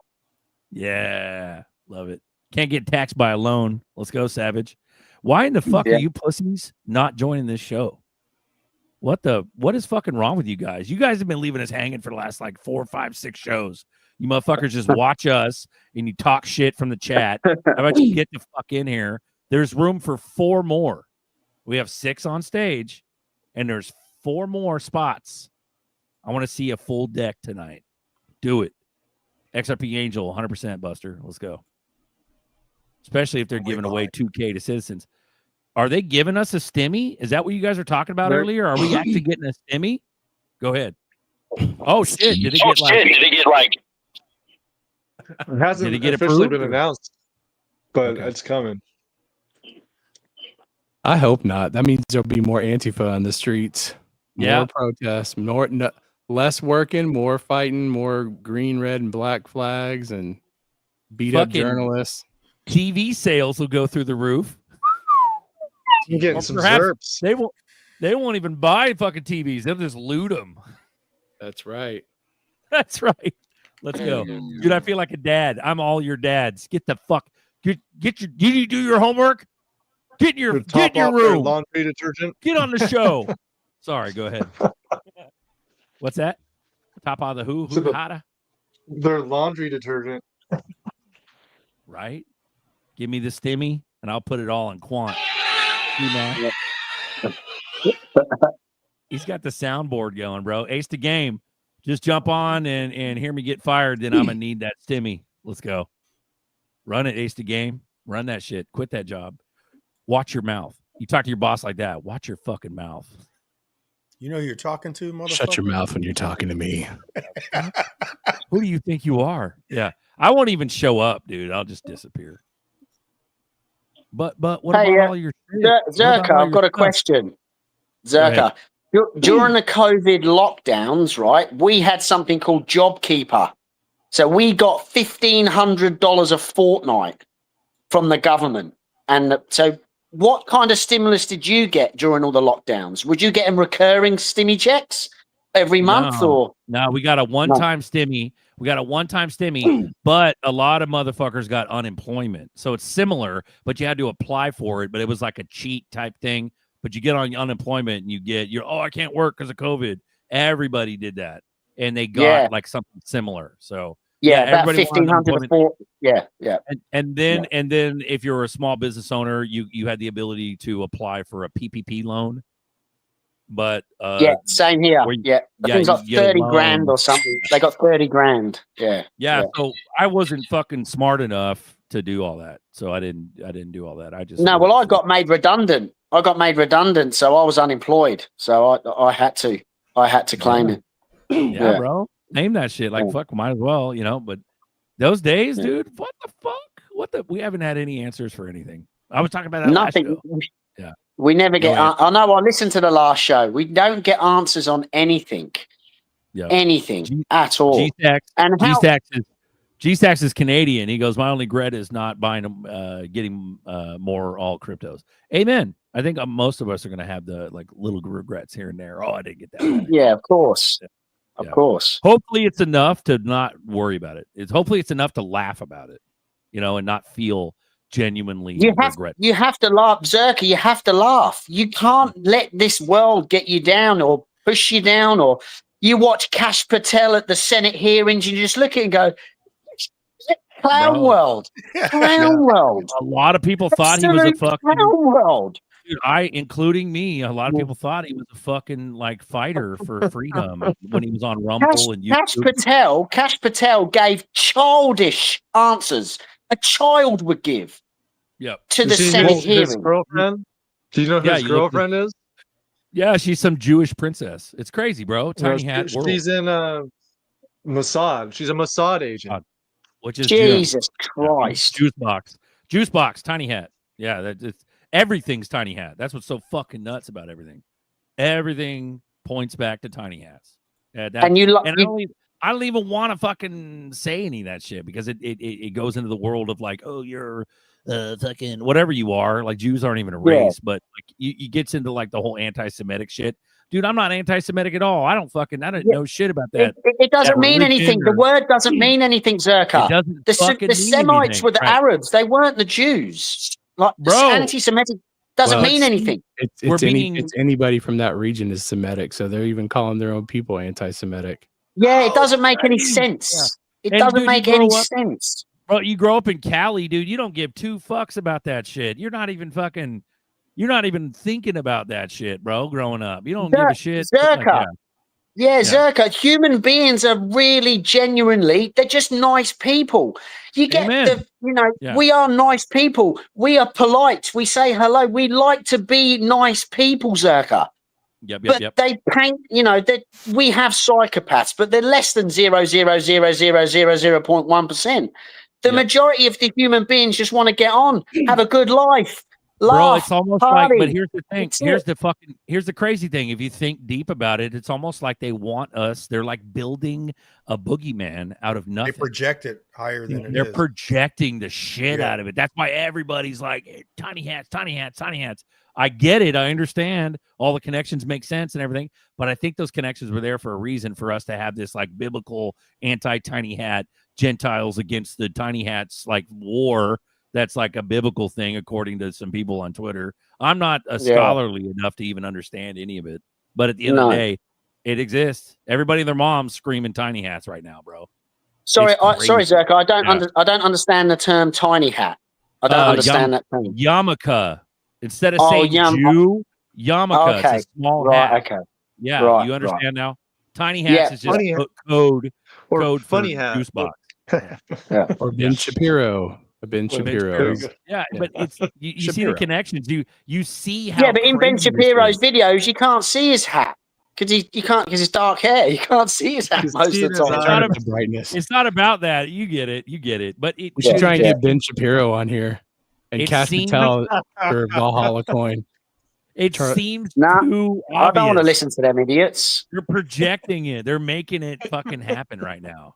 Like, you know what I mean? Even in the Q shit, it's like, well, we're saving Israel for last. Like, what? Why? What the fuck? And then we see all these connections, and it doesn't even make sense. Social media designed to poison us all. Amen. Yeah. Yeah. Amen. Don't use it. They own every fucking thing. They created the internet. They created the TV. They created all of this. Yeah. They own money. They created money. You guys know who Steve Quayle is? No. Is it related to Dan Quayle? I hope not. Both morons. So Steve Quayle is like this I'm a Christian, but Steve Quayle's a professing Christian, and he does like biblical prophetic stuff. He's always talking about the Nephilim and the angels, and I can actually dispute some of that biblically. But before this Q stuff started with Trump during the first run, he always had these things called Q reports, where these anonymous like Navy SEAL guy or Department of State guy would write it. And I think he still has all that on his website. So if you want to see like real Q origin story stuff, go look that guy up. Steve Quayle. Bro, that reminds me of the early shit. There's like a rogue. I don't know if you remember this, Jim, if you're like kind of a Q guy, Q era kind of guy. Remember, and Buster's talked about too back in the day. It was before Q. It was before November 2017.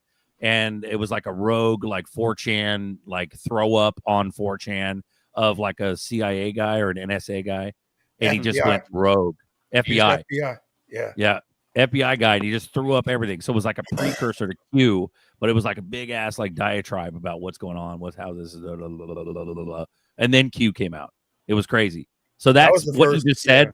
Reminds me of that. You could find the shit if you search for it. If you go FBI on 4chan and before Q. FBI thread. Yep. FBI thread. You'll find the old Reddit shit and it'll show it and everything. So yeah, that was my first. That was Snowden, right? No, Snowden. Yep, Snowden. But a lot of people have said that Snowden, because he's so public and weird, he was totally like some sort of plant or whatever. And like, they make the Netflix specials and they tell you what they think you want to know. I don't know if you remember, but they made that Netflix Q documentary, and you're like, what the fuck? They ended up blaming Steve Bannon as Q. Yeah, I'm like, it was ridiculous. Remember that, dude? Yeah, ridiculous. What the fuck? And so Steve B. Anon. The FBI thing was the FBI one was interesting because when you read the whole fucking thread, and it's long, man, but he was so blunt that it was just believable. Yep, you was can't back anything shit. up. But it was so blunt and to the point to where, this dude ain't fucking lying. And then Q comes out like, I don't know, a year later. I think that was 2016 when that thread came out. Well, and then there was the Q character on Star Trek The Next Generation who was always operating a mystery and in confusion. I don't know if you remember that guy. I used to watch that as a kid. Yeah. He was like a small G, like a god of mischief. Everybody always believed what he was saying. He always had people doing stupid stuff, like chasing their own tails. And then they would get mad at him. And then when he come back, oh, it's Q again. Here's Q. Oh, really, Q? Okay, let's check it out. All right. Bro. Sounds like Loki. Hell yeah. Yeah, exactly. Just like that. I'm trying to find that. I'm trying to find it. I'll pull it up. Yep. I'm trying to find that shit. So give me a second here, boys. Go ahead and talk if you can. What are you looking for? The FBI 4chan thread. Oh. But yeah. That's above pay grade, sir. It's right. I'm fucking Zerker. Watch your fucking mouth. Q okay? Zerker. Ooh-wee. Yeah. It'll probably take me a minute to find it, dude. It may not be available. All right, let's give him Man, I was so mad when I tried to buy ZBEC the first few times because I had to do it through another exchange, crypto.com. And I usually run into the time to do all the fancy stuff that you guys do. Like, oh, you got to go through this wallet and that. And I'm like, oh, I fall asleep when you guys start talking about that. Just kidding. But because they used to try to charge my card out of Singapore, it would never let me buy it, even though my bank would authorize it. And then recently they started running a process through Miami, so it made it a lot easier to buy. So I missed out on a lot of ZBEC for a good price. Like for one round of ZBEC, I could have had about 4 or 5 rounds, like about 200,000. I was so mad. These exchanges are just, I'll do this stuff on. I mean, probably a majority of the United States is like the largest customer on crypto.com, I would think. So I don't know why they'd make it hard to buy. Yeah. I had exactly the same thing with Stronghold. I heard Buster talk about it 2 years ago. And I was like, Stronghold, how do I get it? And it was on no Australian exchanges. There was none. I couldn't find it. And then a year ago, I downloaded the Lobster wallet and found out that I could swap my XLM for Stronghold in the Lobster wallet. So, yeah, that's how I got my Stronghold, through Lobster. Yeah. It's messed up. What they do in the Middle East, too, in some of the Middle Eastern countries, central banks are already using XRP, but they make it illegal. They're well, they say it's illegal. They say it's illegal to own it. Yeah, like if you just read the law, you could get it. Like if you had somebody give it to you, but you can't. You couldn't even buy French fries with it or anything. And it's like they want to keep their people poor everywhere. Yeah, of course. The propaganda in Australia is horrendous for crypto. It's horrendous. It's a scam. It's a scam. And then banks, they keep doing reports of banks stopping people putting $1,000 to an exchange. Or it's a scam. It's dangerous. You can't put money in crypto exchanges. The propaganda is insane here. It's insane. And banks are stopping you from putting money in exchanges. Commonwealth Bank of Australia stops you putting money in. Yeah. Wow. I think with my bank was allowing it, but Visa was stopping it at first because all their stuff was processed through Visa. And so like the very first time I bought crypto, I had to think, okay, how am I going to do this? So I had a PayPal account for my business and I used PayPal, bought PYUSD, then put it on an exchange and then exchange it for XRP. And that was when XRP was under 50 cents. I was like sweating. I got the fever, like, oh, come on. I think the first person I saw was Crypto Hulk, and then I saw you guys, and I was like, oh, my head's gonna pop. I'm done. Everyone's Crypto Hulk here. Yeah. Look, time to get some XRP. MRNK85. Thoughts on iTrust and Caleb? I like Caleb. Yeah, Caleb's from my end of the woods.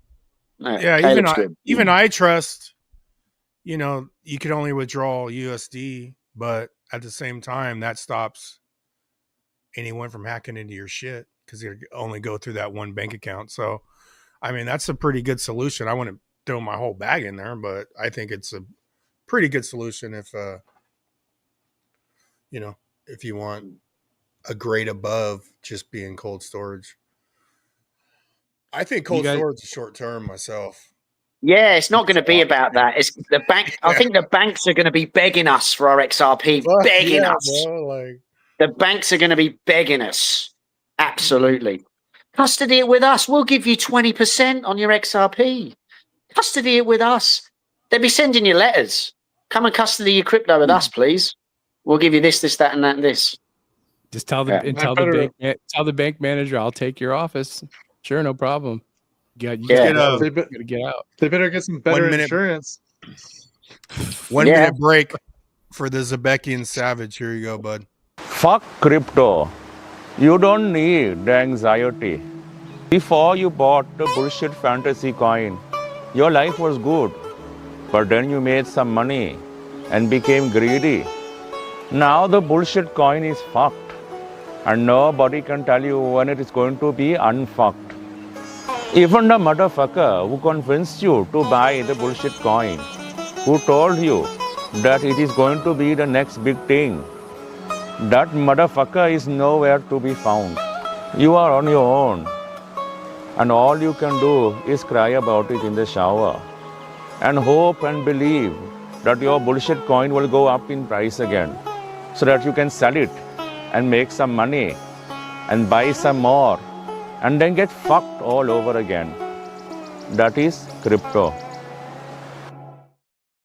Crank up that diesel. Let's go diesel. That guy needs some dancers while he's talking. That's so awesome. He'll probably jump in the lake once the boom pops. So what do you guys think about that? When let's say like when XRP just hits a couple of $100 and there's a lot of kind of I guess people that are really anxious to get moving or spending. Do you think people will become aware?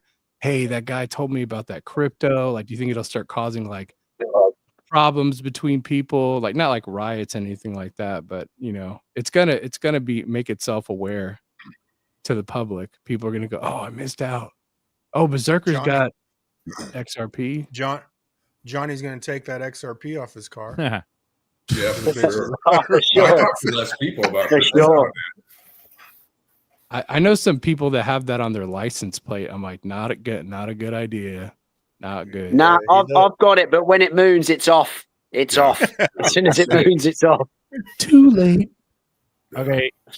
Here's that FBI shit. He goes, it starts off 7/2/16 from a guy named Sage. This is on 4chan. These are just 4chan chats. Why are you on 4chan on a Friday night? Anonymous. He goes, sent home awaiting word about the shit storm Lynch just caused. Anonymous goes, will she be indicted? These are all replies and shit. I guess they're talking to each other. And then Anonymous goes again, same guy, same whatever they call that, call sign or whatever the fuck the numbers are, key lock numbers or whatever. He goes, there is an intense pressure for us not to do so. He goes, will she be indicted? This is regarding Hillary Clinton. This is back 7/2/16. There is intense pressure for us not to do so. I am posting from a position of near anonymity and enough plausible deniability to evade prosecution, as we have all been given gag orders. There's enough for her and the entire government to be brought down. People do not realize how enormous this whole situation actually is. Whether she will be or not depends on how much info about others involved gets out. And there are a lot of people involved. So that's part one. And then two, this is another anonymous, another guy talking to the same call sign. Notice these colors, yellow, blue, orange. Orange is the guy, the FBI agent. Mind you, this is all on 7/2/16. One guy goes, what reason do we have to, or what reason have we to believe you? Another anonymous guy goes, what are they going to talk to her about tomorrow? And then he replies to both of them. These are replies. This is how 4chan works, if you didn't know. None. It's better than that, or it's better that way. What reason do we have to believe you? That's the answer to that. None. It's better that way. And then the second one, what are they going to talk to her about tomorrow? That reply is legal is asking preliminary questions about whether or not she has been coached. She has, in parentheses, and setting up the general line of questioning. I'm a high-level analyst, though, so my job is only to look at her records. Here's the next part. I'm going to go through this, guys. Sorry. I love you. Thank you. Let's go ahead and fucking do this. Oh, I don't know how the fuck I magnified it. I don't know how I did that. Okay, so anyways, we'll go to it. Cool. Okay. The real point of interest is the Clinton Foundation. This is from the FBI guy. The real point of interest is the Clinton Foundation, not the email server. We received the server from Benghazi. Then from the server, we found data on the CF Clinton Foundation. Then we realized the situation is much worse than previously thought. She had SAP level programs on her server, which, if made public, would literally cause an uprising and possibly foreign declarations of war. Believe what you will. We are all worried about that. He's replying to everybody, so it's kind of weird. Next part, he goes, would you support me killing her if you fail? I don't trust you, so I'm preparing myself to take her out if need be. He goes, killing HRC would not cause this problem to go away. The problem is with the Clinton Foundation, as I mentioned, which you should just imagine as a massive spider web of connections and money laundering implicating hundreds of high-level people. Though I do not have a high opinion of Hillary, she is just a piece of, albeit a big piece, of this massive shitstorm. Yeah. Next part. Do you think the DOJ will protect Hillary like Holder did for Petraeus? The DOJ is most likely looking to save itself. Find everyone involved in the Clinton Foundation, from its donors to its board of directors, and imagine they are all implicated. 7, you don't agree that a message has to be sent by the people to protect the sanctity of the position. I do prefer the peaceful way, to be honest, but it is the constant fear you're going to fuck it up that grips me. This is back in the day before any of this shit popped off. So these are actual anons asking these fucking questions before it was a clown world. Like it's always been a clown world. It's just most of us didn't know about it back then. Will Comey resign if there's enough evidence to indict, but is forced not to indict? Was Lynch saying that she will accept any recommendation from the FBI really means she knows they are not going to indict? He's answering this. We are all worried about that. He goes, you should be. The list of purely coincidental suicides and accidents is so fucking long that I had the unique emotional experience of being simultaneously seething angry and fucking bored whilst reviewing it. My opinion is the entire government is guilty of treason, which is why HRC's death would not cease the investigation or prevent further scandals. Many people are involved. There already is enough to indict. Comey has been trying to stall because he does not want to face the Clinton machine, as well as the rest of Washington, D.C. But this case would explode into a million other cases if fully brought to light. And then we would be one agency competing against the entire government and a horde of other interests. It's a very tense and uncomfortable position, which Lynch is saying is she will accept whether they do and make her determination as she will. Nothing about her responsibilities has changed. She has simply tried to keep her side intact. If you don't prosecute with her blatantly admitting to break 4 laws of the Rose Garden, what message will you send to the public? Dude, so it just keeps fucking going, dude. You're right. It's long as shit. So anyways, this is what that is. I'm gonna put this link in the chat, guys, so you can look at it. So I'll stop talking about it. Is that linked internal emails? Are they internal emails? Linked? No, that's on a messaging board. It's a public messaging board. The same board where Q started messaging back in the day. Okay. So there you go. There's a link to that shit. You guys can read that all. That was all prior to Q. That was the year before Q. So let's run this real quick. 5 minutes.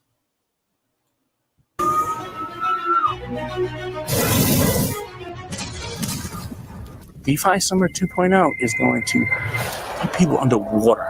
But you don't know what's coming. You're going to be head underwater. Because it's going to be so hot, you're not going to be able to stand in the sun. It's going to be a scorcher.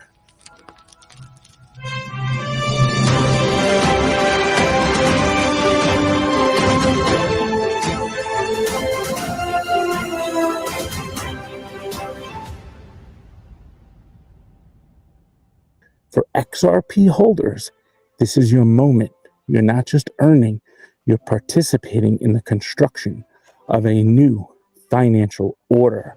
You're at the epicenter, helping transform XRP from a passive asset into an engine room of institutional DeFi, fueling composable yield, scalable liquidity, and true financial innovation across Flare, XRP Ledger, and EVM sidechain. Native XRP staking on the XRP Ledger will come at the end of the year. Let me be absolutely clear. XRP utility has finally arrived, and not in some vague theoretical way. I'm talking about real yield, real composability, real programmability, real interoperability, and yes, real decentralization. Whether you're an institution managing billions of dollars, a crypto native DeFi protocol, a public company launching a crypto treasury strategy, or an XRP retail holder stacking for the future, this wave is coming for all of us. This is XRP Fi, and it's not a drill, it's a tsunami. Look out, this is going in a very different direction than many people think. In my opinion, it's a much better direction because now it gives all of us the ability to earn the yield alongside these institutions. And it is institutions who are going to bring in the big value into these assets and networks. But it's not going to change them. It's not going to control them. And they'll bring their customers in and they'll aggregate services. But since it's all about having the knowledge, if you arm yourself with the knowledge, you'll be able to generate transformational wealth that will be compounding. it's maybe these people could come around, but I'm just going to give a heads up, not knocking anybody. There's a significant majority of the XRP community influencers who have fell behind and are speaking about narratives that are just outdated. This is going in a different direction. But let me ask you a question. Are you here for stories and entertainment, or are you here to make money? Because I'm here to make money. This is not financial advice. This is the DeFi standard. I'm Mickey Beer Fresh. If you thought XRP was just sleeping, this is your wake-up call. Let's stake it, scale it, build it, and earn it. See you next time on the DeFi standard. I do want to go further. I do actually believe in building a mega app on Flare that can control tokens on multiple chains and then using compute in order to do quite fancy things. So we have an RFP out for, we're working with a group to build essentially a decentralized prime broker for crypto. And what that would do is that would some functions of prime broker, which is effectively extending margin. At the moment, the ecosystem of DeFi is quite fragmented, right? So you might be on one chain, you may have P&L on one chain, but you can't use that P&L on another chain, right? But in TradFi, if I've got a position in one market, I can recycle a good percentage of those funds to take a position in another market. Right. I can't do that in DeFi. I can't do that cross-chain. I can't do that on the same chain but with different apps, most of the time. Sure, there's some bits here and there. How would you do that? Well, you need a risk model. How do you have a risk model? Well, you can't run a risk model on chain, too many inputs, far too much compute needed. You can't run a risk model off chain either completely because it needs to be verifiable, because otherwise people are lending against something that they don't know what they're lending against, right? So you need a risk model that sits in a TE layer that is verifiable and that you know what the parameters of the risk model are, and you know that the publisher of the risk model isn't going to change those parameters, and they know what rights they have to change the parameters. Let's hope it's a governance vote, from the lenders. These kind of things. It's like, how do you bring sophisticated DeFi on chain where you need compute, and that compute needs to correspond to effectively be fair on the people that are participating in that protocol in the way that DeFi is meant to achieve.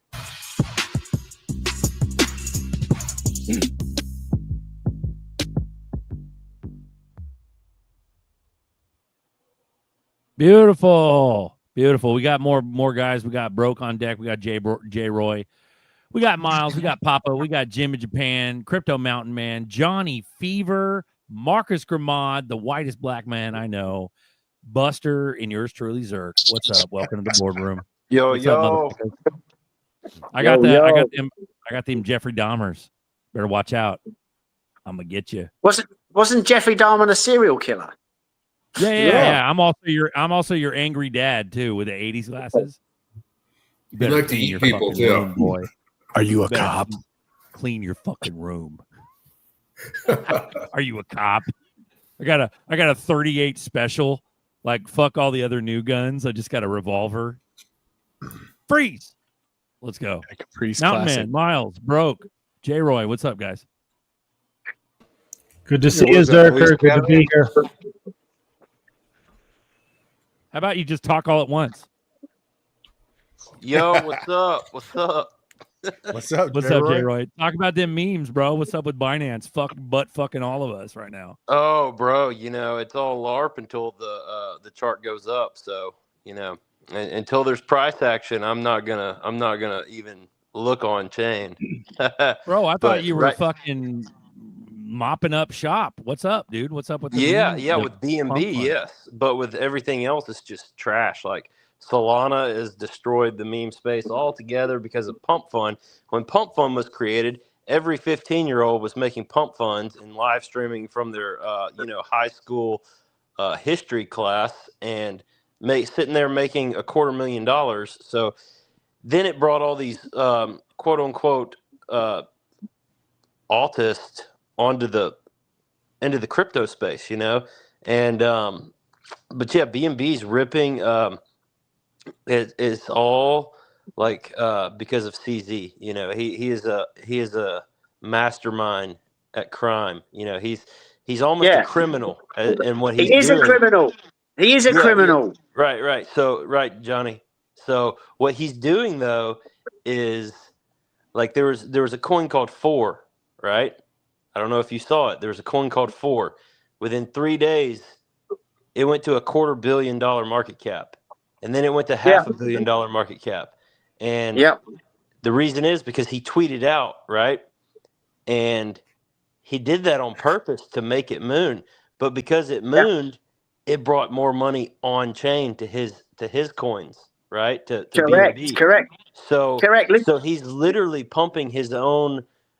He's literally pumping random memes on his own blockchain to pump his own coin, BNB. Of course. Right? Look what he's doing with Aster. Look at that Aster coin. He's putting fake volume. He's putting fake volume on the coin. It's not even a volume. Yeah. That's what everyone does. Everyone does fake volume. Like we do. I have a volume bot that we run on coins to give I don't know, 100K volume in an hour to make it have volume, so it's more viewable to other people. Like that's what people do. You know, I mean that's pretty normal.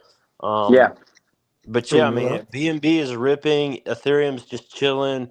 All these other ones are just chilling. They're not really doing much. But BNB, I mean, it's at 1,300 right now, and I think it's beautiful, bro, because it brought back where I started. Like that's my home. BNB is my home in the meme space. You know, XRP is my OG home because that's the first coin I ever bought. But then when I got brought onto the Safe Moon era, that brought me into a whole new space of ways to make money. You know what I mean? So now I'm seeing like it reminds me of those Safe Moon days because all the charts look the same. They're all just green. You know what I mean? They all, if you click on any of the top 10 charts on Deck Screener for BSC, they all look the same. They're all just ripping. So yeah, I'm just trying to catch a ride on anything that's pumping, you know what I mean? And then I'll dump whenever I want and pull out and have extra money, you know. But I don't know if you guys know, but you know Pump Fund, right? For Solana. Well, there is now, I mean, there's something that's been out for like 2 years almost, but it hasn't been used in the masses much, but it's called 4Meme. And it's basically Pump Fund for BSC. So anybody and everyone's creating their own coins on BSC now. And yeah, Berserker, bro. It is lit right now. It is lit. All the Ethereum volume is dead and BSC volume is just ripping. Isn't Solana Dex volume down like 80% from last year as well? Oh, I haven't looked. I know it's gone down since BSC started. Solana's gone down substantially. I think everyone's just given up on the memes. Retail's been wrecked. Like right now, if I look, there's there's Solana coins that are pumping. Like there's one called where is it? There's one called Useless, and I mean it's at 345 mil. Jesus. Yeah, and there was someone launched Priceless on BNB, and it ripped to like 50 mil in a couple days, and then it went down to 250K. And then it ripped to 150 mil. So I mean, there's money to be made in the space. You just got to look, you know. I mean, imagine 250K to 150 mil in 2 days. That's the type of shit that's going on right now in BSC.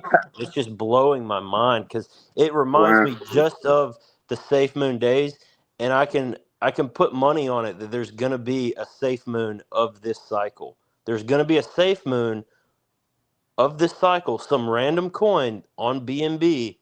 That's going to go to $1 billion just like SafeMoon. We just don't know what it is yet, but there's going to be something that onboards a lot of normies into this space, just like SafeMoon. Because SafeMoon, right, it brought in, the name itself was catchy because people just getting into crypto, they're like, I don't know what to buy. I don't know what's safe. It's like me. Like I bought XRP because I knew it was safe. I bought it at like 12 cents when COVID hit. Well, when SafeMoon came around, that was the next year. And like I bought it because it had safe in the name, and the chart was just going up. And how could I not? I mean, it was safe to buy. There was money to be made. I mean, it was just the community was there. So there's going to be a runner this year. I don't know what it's going to be, but there's something that's going to run to 10 billion, something like that on the network. That's for sure going to happen. But like I said, you do not want to sell any XRP to buy into BNB. You want to take, like, if you're going to get into this, you need to take $30 like once a week and just buy some random coin that looks good. And eventually that $30, you're going to have one that finally goes. Ooh-wee. Look for the zeros. Damn, That's J. just Roy, you like threw it the- down. Thanks, Yeah, dude. That was I like bought that was like an Songbird official. yesterday. That was like Songbird. that was like an Anchorman special. We're like, okay, J. Roy, how you doing out there? Like you just fucking took away, bro. That was beautiful. Oh, bro, it is going down. Like right now, I would like I couldn't come on at first because I was on another call. But yeah, I sold some shit, so I don't have to stare at it right now. You know, it was just a degen. You know, there's degens out there too that are ripping. Like I was in one the other day, 4meme, right? Okay, this is the thing. People are launching on 4meme, but there's also people deploying contracts on BSC, right? So you can just deploy it like normal, add liquidity, whatever. Most people add 1 BNB liquidity, which is like $1,300 right now. It's pretty high. So 4meme adds like 4 BNB to liquidity. So the initial buy-in, you're not getting as much of a percentage when you're first buying, but people trust the stuff on 4meme instead of just a developer launching a coin. So things on 4meme, you don't even need anything. Like you don't need a Telegram, you don't even need a community. All you need is a Twitter and a website, and then you launch it. And I was in one yesterday called Snoo, which is it's BNB's official like Reddit logo or whatever. Snoo, I don't know, it's their like Reddit character, but yeah, it went from, it started out at 6K, it went to 170K, came back down to 30K, and this morning it was at 600K. So I mean, 30K to 600K, that's like a 20 times your initial investment. So I mean, if you put $100 in, which is like a 0.1 BNB, then you could have made like 20K or $2,000. 2,000. So, yeah, 2K overnight, but off $100, which I mean, $100, that's, you could go to the casino and spend on that and wouldn't have anything. You could put it in a BSC coin and you could at least pull out, you know, half of that if the chart goes down, because you're going to be watching it. So it's like you're going to the casino, right? But when you pull that slot machine, you're not guaranteed to get anything back. But if you invest it into a coin, you have the opportunity to pull some of your money out, or all of your money out, or a large amount more out. So I don't know. It's a casino. You know what I mean? It's almost a casino, but the odds are a lot better, and you're in control of that in a way. Exactly. When you see the XRP slot machine and you pull it, you hit the jackpot every time. Yeah. I mean, bro, you can't fuck with those Aussies, bro. You can't fuck with them Aussies. Like, yeah, I mean, if you buy early, you can't lose. But you know, I mean, market. I mean, I'm looking at a market top in the next 3 months myself. I'm thinking the market's going to top in the next 3 months. I think we're going to see we got an Uptober. We're going to see a Moonvember. We're going to see a Pump December, whatever you want to call it, and Pump Timber, yeah, and then Pump Timber, yeah, and then Pump Cinder, yeah, and then I don't know about January, bro. I mean, it's just the market, but we're not going to dip down. It's not like Bitcoin's going to go under 50K. You know what I mean? And XRP set a new floor this year. You know what I mean? This cycle, I mean, it's up like what, 300, 400%. So, yeah, I mean, XRP, I don't think it's going to go under like, I don't know, $1.50. Just like I don't think Bitcoin's going to go under 50K. But you know, I definitely am going to be taking profit in the next three months. What happens if global liquidity keeps rising? What about that thesis? Because it correlates something like 90% to global liquidity. What if that keeps rising? What if it keeps going up? Yeah, I think it follows that. It could, but I don't. I think the ones in control will do what they do in markets, just like every other cycle. You know, it's Yeah. like the last cycle. Everyone thought, oh, it's going to keep going. It's going to keep going. And then it fell back down. Like, you know, I mean, it happens. It's just the cycles. But it is what it is, man. We'll see. We'll see what happens. Time will tell for sure. Beautiful. Bijan Baines on deck. What's up, pimp? We also got Nova on deck too. What's up, boys? Run it. What up? You. What you got? What you got? You guys got something or what? What happened? You guys You all right if I go first? I hadn't heard yet about run it, bro. Right on. Hopefully my sound's good. I'm in the house and I'm gonna wake everyone up. I'm gonna get in trouble or some shit. But anyways, we'll see how it goes. Hello everyone. Great show so far. Awesome stuff there. I guess I hadn't heard yet about Swartzy's post on X about the solar panel decision that he made. I thought that was absolutely incredible. If you're engaged in this community and you understand and you follow and you knew, what that actually meant, which I think is to, hodl or hold on to your beliefs in crypto, let's call it, is very classy and clutch, and why I think he's unbelievable. And I think when we touch on like the teams that you're investing in cryptos, like the Charles and anyways, the list goes on, right? So anyways, I just thought that was really classy, very cool, and for those that knew, was awesome. Do you guys understand what I'm talking about? Yeah, he tried to warn us. He said I wouldn't put life-changing amounts of money into crypto or something years ago, and it fucking did its thing. And I think today he was saying, like, there might be some red here, some blood in the water. Stay strong, like just continue on, I think was the message. And I thought that was pretty clutch. I thought that was really cool. I don't think any of us are selling, not in big amounts. Yeah, no, I'm definitely not selling anytime soon. But in the next 4 months, I will be taking profit for sure. And I do think that this previous pump we had, Nova, and the red that we've had today, I actually think that it's people pricing in the interest rate cut for this month, just like last month. Because last month you saw the interest rate cut, everyone was expecting money to flow in, but it just there was outflow. Yeah, but we'll see. I definitely think we're gonna have another pump, maybe towards the end of the month. Into November for sure. Completely agree with you. What do you guys think the ratio is on those that have been in crypto for 7 years, let's say 10 years, whatever it may be, 5 years, just seriously for just over a year, I guess now.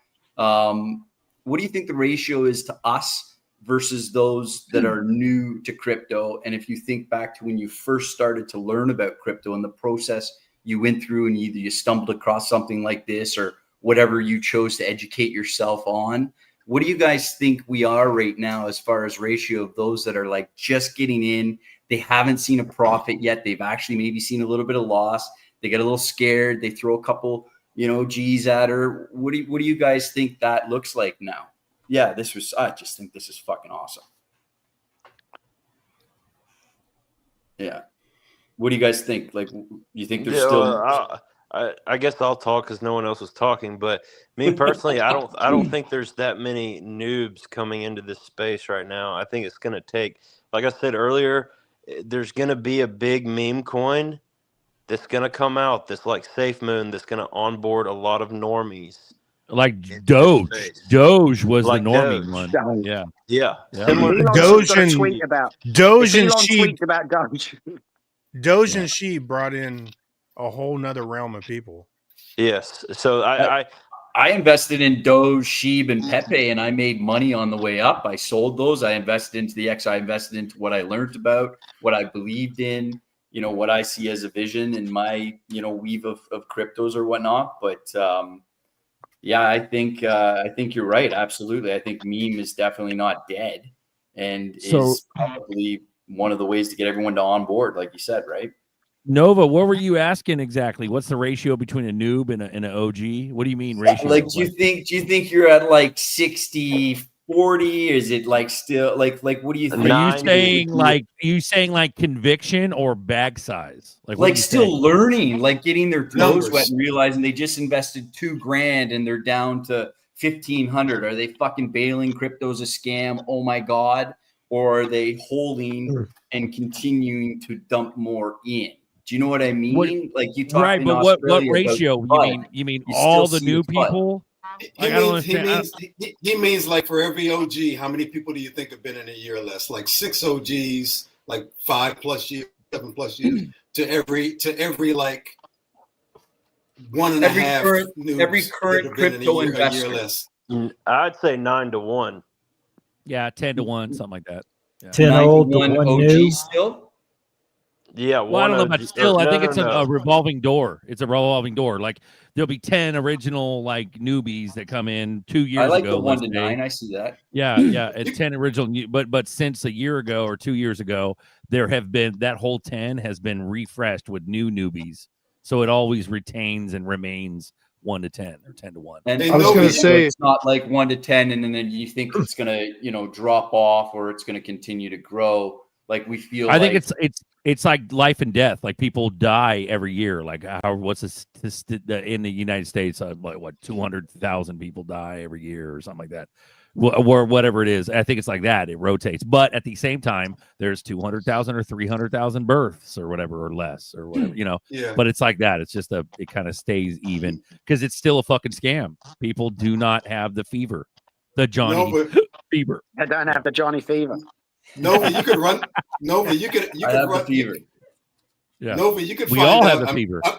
I mean, I know you wanted to know what the panel thought, Nova, but you could actually run those numbers on like Claude or Perplexity or ChatGPT and ask it like how many people have been in crypto 5 or 6+ years versus how many people have been in like a year or less, and it'll probably give you a decent.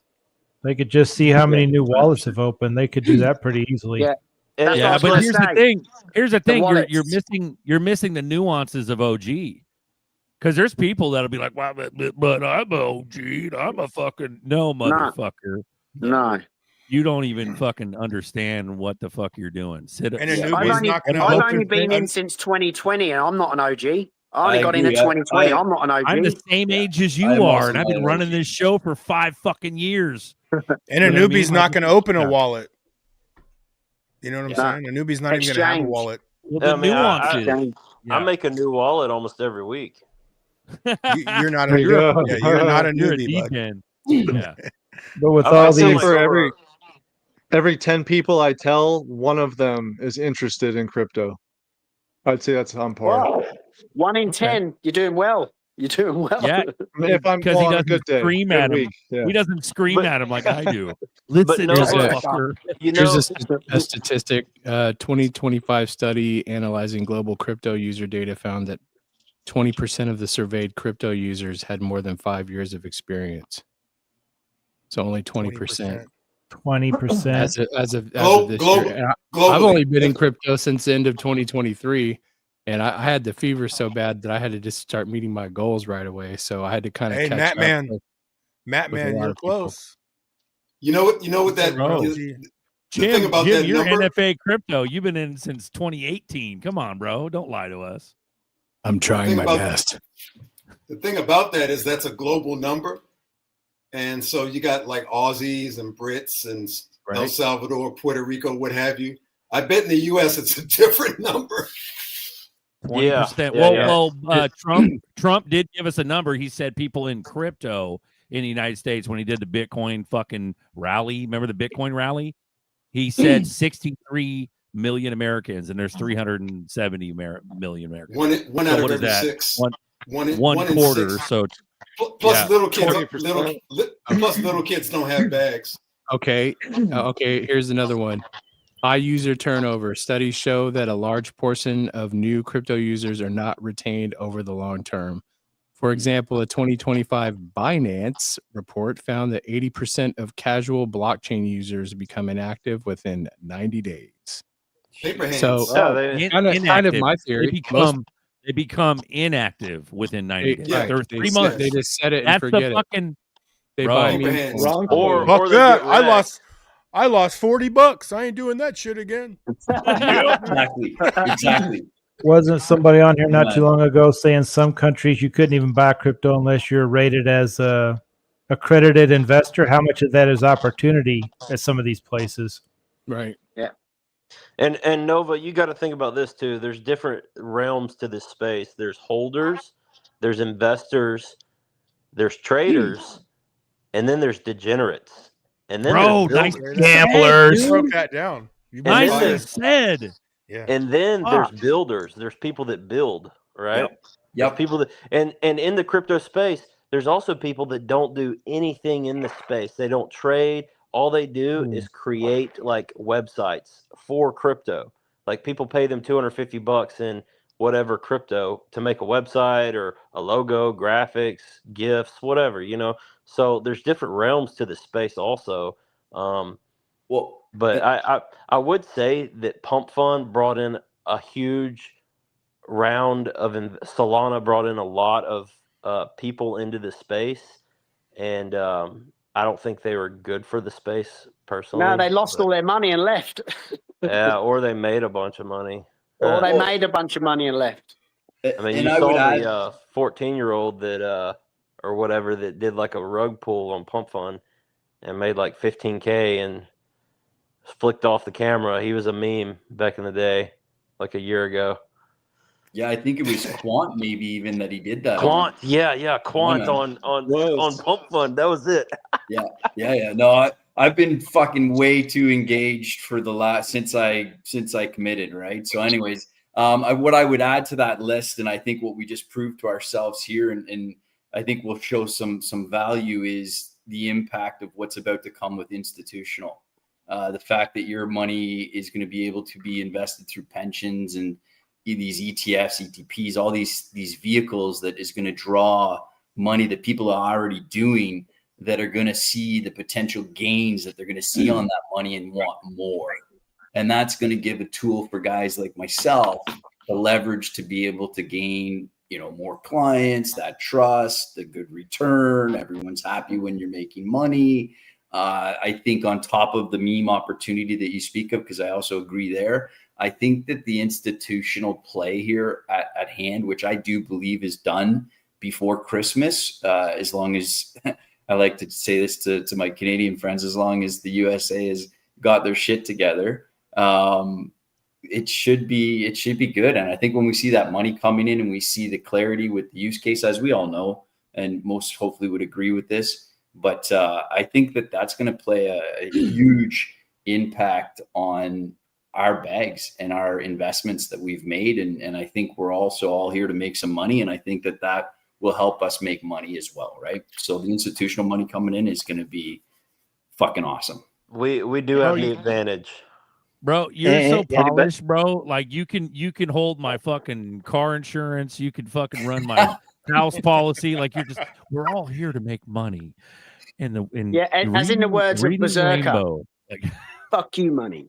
Absolutely. Yeah, no, I'm here to fucking sun my butthole naked and shoot my shotgun outside my fucking 1,000 acres.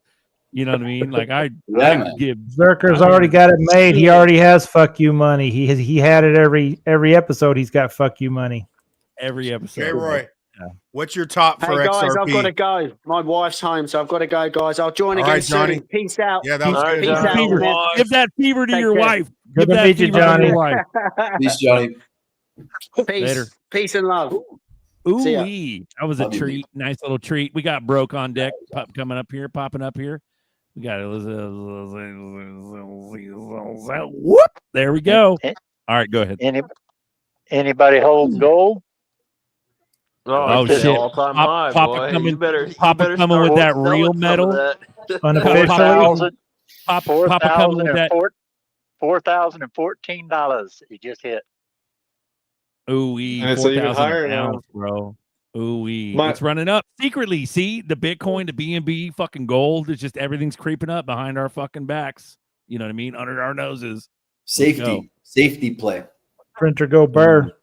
Buster, what were you saying? Bro, Papa's coming with the steel and all the metals. Better watch it. Papa's got Special silver bullets. lead. Yep. Lead. Tokenization. Papa's holding Lead lead. here. Lots of lead. 100%. Watch out. Yeah, I understand. Watch the fuck out. Completely. So, Broke's on. What's up, Broke? How you doing?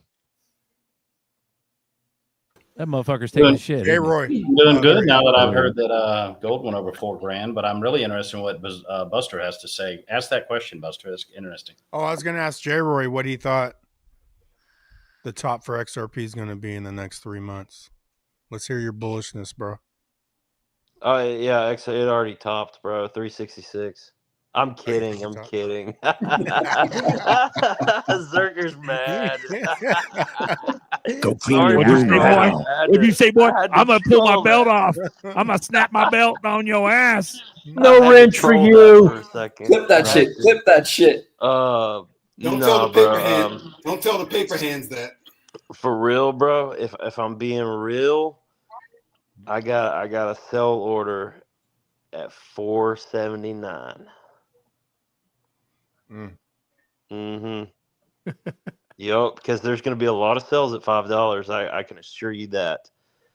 What kind of Stupid. percentage? What kind of That sounds percentage on that? Like 5%? Stupid. I'll be No, your like exit 80%. liquidity.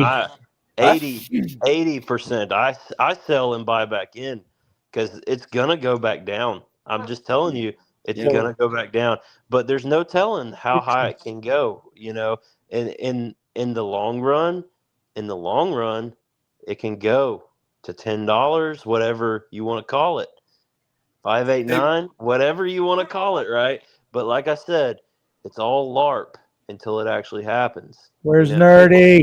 and yeah, Nerdy. Where's Nerdy? You calling for Where's backup? Nerdy? I'm a realist, bro. I'm just being real, bro. I've been. Buster. Let me put it this Let's way. get Jay Claver in here. I've been told 589 for 5 years, and I finally saw $3, and it took 5 years to see $3, which I bought at 12 cents. So it's a really good investment, in my opinion. And we saw almost 400% gains this year. I'm just saying the market's going to top and things are going to fall back down. But in the long run, 2030, everything could be tokenized. It could be just full institution, full everything. But now the thing is, I did see where Chainlink, Swift is using Chainlink. Is that correct? Am I right on that? Chainlink is definitely involved with Swift 100%. Yes. Okay, well that shoots XRP shot, does it not? Or is XRP still on for Swift? I think XRP gets a bank and it's fucking game over. Checkmate, bitch. Well, that's our hope, right? With the That's what we escrow, hope you for. put it all together, you see what's happening. If they take 15% of Swift, No, hold on. Who did Garland House? By 2030? Who's Garland House's wife? Melon. All I can say is BNY Melon.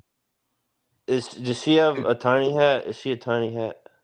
She is probably. I don't know. You guys say everyone's a tiny hat, so I don't know Bro, anymore. she's a fucking tiny hat, bro. He was wearing a tiny hat with a Triskelion logo on it. At his He was wedding. wearing a smallish hat. It wasn't tiny. It was smallish. Well, It so was we're all smallish. in, Okay. Purple, pink. hold purple, on. So pink, we're all pink, invested in this guy that's a tiny hats project. Yeah, bro. Yeah. Betting on the bankers. Always been betting on the bankers. Yeah, I know. Well, like I said, bro, I'm just trying to extend my position, make it bigger and bigger. Like we all want to. We all want more money. That's why we're in this space. I don't care how I get the money.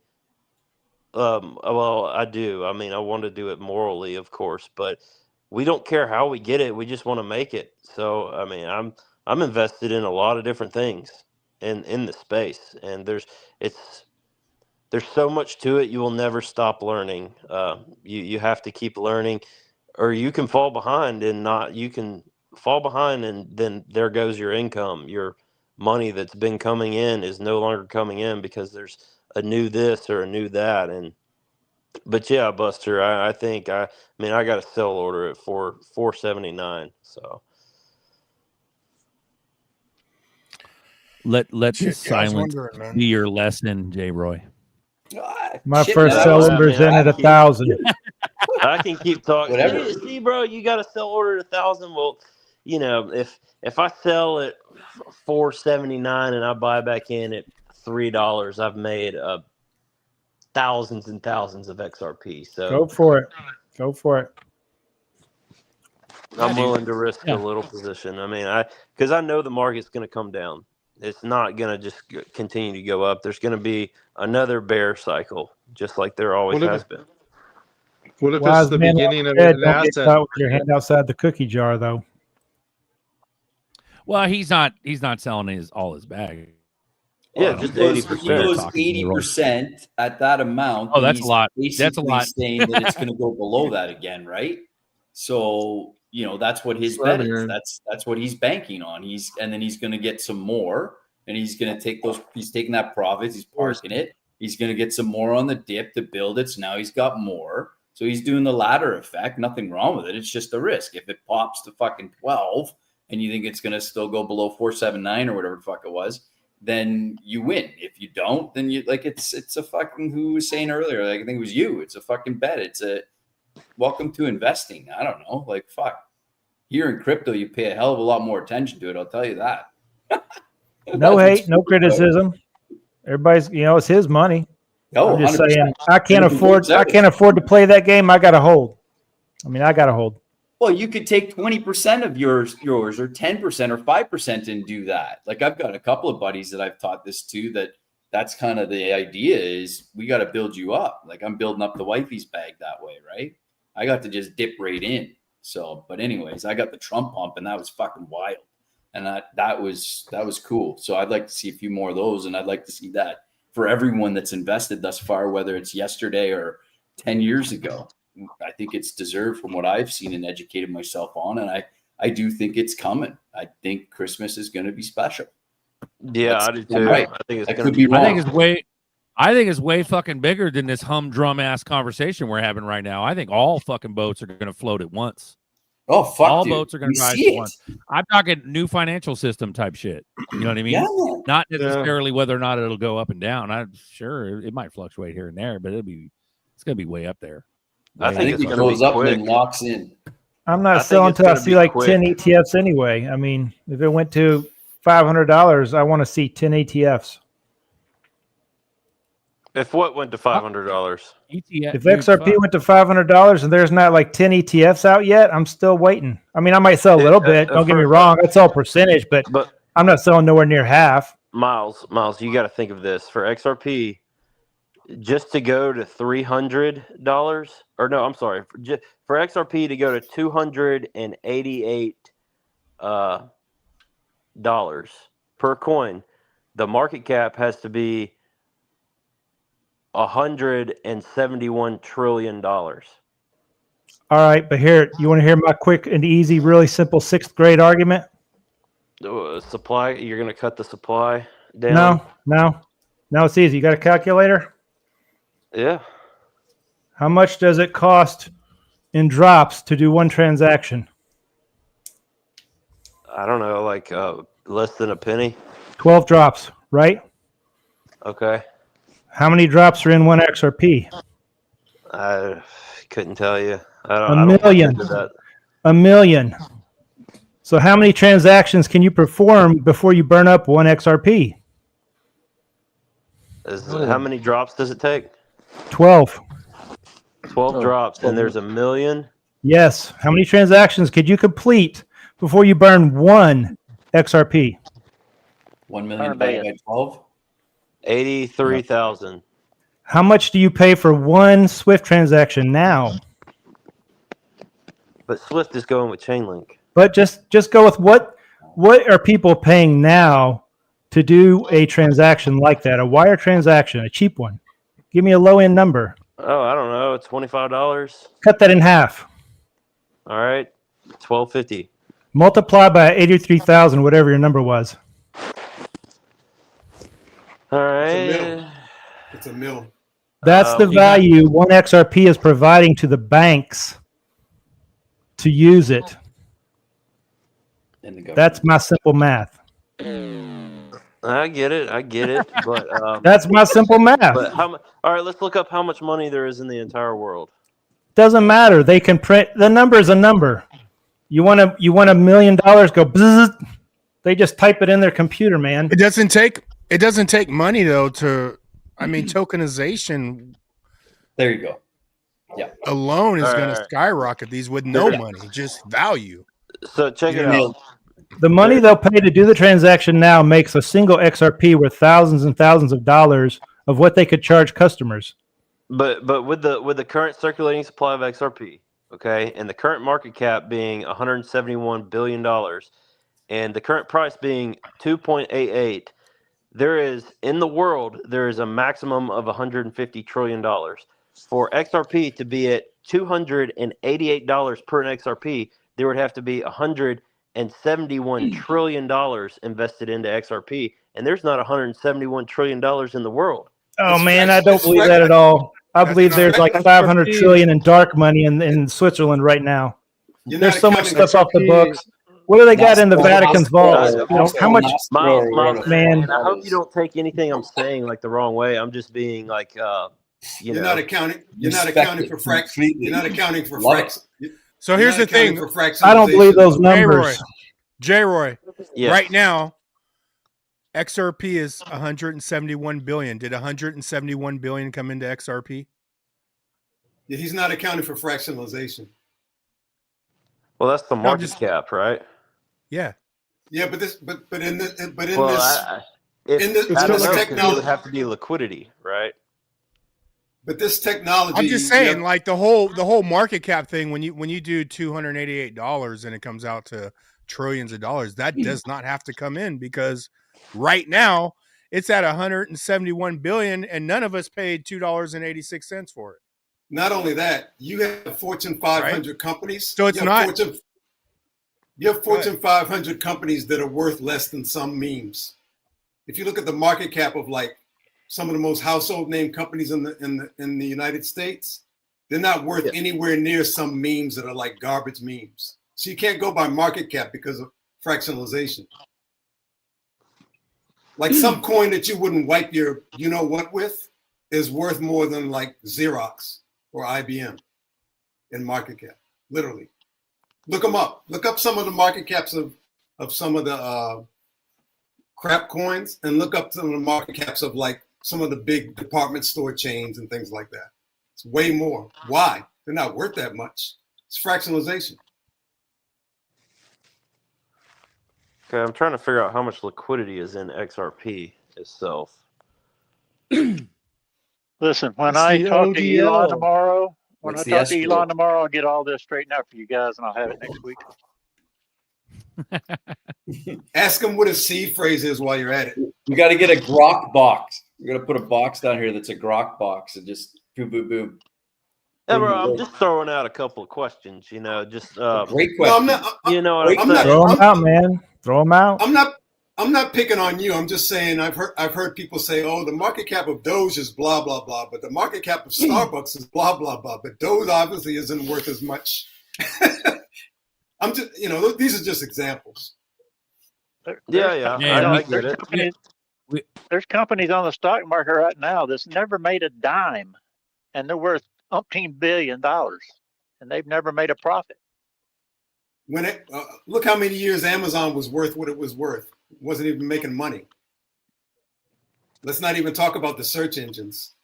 Well, But you're like I not. said, You're also bro, not I hope it all happens. I hope it goes to all these. You're not numbers factoring because in I'm invested. tokenization. Tokenization on chain spread amongst all the Big 12. All the Big 12 coins, it's still going to be astronomical numbers because all the value, real world value on And chain. does tokenizing You're just talking right now with people throwing money into it. You're treating it like the public's going to. No, when all the major institutions on earth throw it all into not just XRP, H-bar, fucking Solana, ADA. memes won't even matter at that point. Well, will it matter if you tokenize your business or your home or your car, where if you just want to sell your business? That's what I'm saying, Yeah. Bobby. That's what I'm saying. When all real world assets go on chain, in addition to all derivatives, in addition to all institutional fucking traffic, it's enough money. And it's enough. even when the housing goes, it's not going to be per person. It's going to be the lenders are going to tokenize your shit. You know what I'm saying? You're not going to have a choice. Like, But I to think be I'm gonna fair go to J. tokenize- Roy, to be fair to J. Roy, you did ask him the question, Buster, and he did answer, and we all Yeah. just fucking chewed his ass out. But I'm J. not Roy trying to- is. I'm not trying to chew Boston's nobody's ass crypto- out. I just see things totally differently. You ask me how much will a rich man pay to move $1 million in 5 seconds? Ha! For free. How much will a rich man pay to move $1 billion in 5 seconds? Right. Bro, I Right. think the rich are probably And already instantaneous on finality. this. The rich are probably already on Yeah. this type of thing, you know. I don't think they've flipped the switch yet. The switch is all of that shit. It's all of the value in this world going on this new system. And Yeah, so, I mean, if you look up how much pharma money will is in the world, bring it'll in a tell lot. you. It'll say 123 between 123 trillion and 150 trillion. That's what crazy. it says. There's no way. I know, There's no but even way. if that's true, But there's money and then there's gold. Also, I mean, gold. The money's not backed by gold, you know. So No, it can't be. That's where you get into the gold being worth tens and hundreds of thousands per ounce because When of you all look- the money that's imagined into existence. When you look at that money, it's not like Bezos or Oprah or Michael Jordan or Elon has that much money in the bank. Their companies are valued at that much money. Yep. They can't go to the bank and get that much in cash. Their companies are valued at that much money. Some people's homes are valued at a certain amount of money. Some people's trust funds are valued at a certain amount of money. It's not like they can go to the bank tomorrow and say, I'm Dak Prescott, the quarterback for the Cowboys. I make $40 million a year. I want to take out blah, blah, blah. He's worth that. The bank doesn't have that. Max supply. Max supply. Always remember, majority, if not all of our cryptos have a max supply. That is on its own fantastic. I just don't believe that you can ask a computer how much money there is in the world because they're not going to tell the computer how much money they have. There's so much money in vaults and banks and hanging on people's wall as art and who knows what else, crown jewel type stuff stuck in basements. I mean, 173 trillion in the whole world. I mean, that's just, I don't know where that comes from. That doesn't make no sense. that's just what Google said, you know. So I want to know how much is under the Vatican. They probably have 173 trillion under the Vatican. In my mind, not as much anymore since we took plane loads out of there. To Water Tower Hawk's point, your paycheck will be tokenized. Okay, it's 1995, and the phone company and the utilities companies and the bank and your used car company all say, "Buster, what's your email address?" It's 19. I don't have an email address. So what would Ask Jeeves be worth back then, or all these other early search engines? What would they be worth now when everybody has an email address? That's not how information got moved in 1995. You would say, send me a hard copy or mail me my bank statement and a paper copy or send me a hard copy of that term paper. The professor wouldn't say, I need all your kids' email address the first day of the semester. Now they would have to know all of them, and then you would have to know the teacher or the professor's email address. So that's how information is moved. When information wasn't moved that way, Google wasn't really worth what it was worth. let me reverse my question. How about this? I'm talking about what a rich person will ask to move for, how much would they pay to move? What will a poor person go down to the check cashing place? How much of their check will they pay to get their check one day earlier? Too much. $20, $30, a percentage. Fuck yeah. Yeah, bro. I went and deposited a check yesterday, and they put a 2-day hold on it, and it's from fucking Keller Williams Realty. My sister-in-law works at a check cashing place. They are busy as hell. People will pay large sums of their check just to get it a day early. 7%. Have you ever had to have a paycheck reissued from a job? Some places would charge like $75 just to do that. You're telling me that blockchain is not going to provide the money to provide those numbers that we're talking about? People will pay for speed. They'll pay to get their paycheck a day early. They'll pay to be, paid once a day or twice a day. They're going to pay to make this happen. When people send you a cash app, you have the option to get it now, or you have the option to get it on the next, whatever it is. Same thing with Venmo. To move my money in Venmo back to my bank account, I can pay to do it now, or I can wait 3 days to do it for free. It's my money. They have the ability to do it instantaneously, but do I want to pay the whatever fee? How bad do I need it? I think Zelle is the closest thing that we have to a future money transfer system. Does Zelle settle instantaneously? Every time it would show up in my bank, and sometimes it would be there that it would be available the same day and not pending. But when does the settlement actually happen with Zelle? Yeah, it doesn't mean the bank could be fronting. They could, settlement. They could, but because I'm a business owner and because I've had payments through that PayPal, Venmo, Zelle. What I'm saying is Zelle seems like it's the fastest because Zelle. All the other ones end up charging. I don't know if Venmo charges you. I think they do now, but Zelle, they don't. PayPal used to not charge you, and now you have to do all these workarounds for it. So I feel like the one that's the freest is the one that's always doing the most testing for like the big banks and Big Brother. Yeah, PayPal's been screwing me over. To Nova's point, like how many telephone lines did you need up on the telephone pole in the U.S. when only 30,000 people in the U.S. had phones? That wasn't how information was moved. So money's going to be moved in such a different manner that you can't go by like what the market cap looks like or how much money there is in the world when nobody knows how much money there is in the world, because Jeff Bezos is worth that much money. He can't go under his mattress tomorrow and get that amount of money. Well, don't forget about the quadrillions of derivative debt that Bags always talks about. So they're going to be moving quadrillions and bring that onto the blockchain so that they can settle all these things. And then all the money that's ill-gotten gains is going to return back to the system. So Bags has had it from the beginning. It's going to be the quadrillions and derivative debt. I just want to give J-Roy a hug. Like, come here, join the bullishness. Hey, I wasn't trying to set J-Roy up. I was expecting your head. You're like, get him, boys. I thought you were gonna give me like a $10 bomb, bro. I was like, come on, J-Roy, give me $10. How about this? How about this, J-Roy? How many business owners run two books? I know plenty of business owners that run two books, one for cash and one for bank money. The IRS.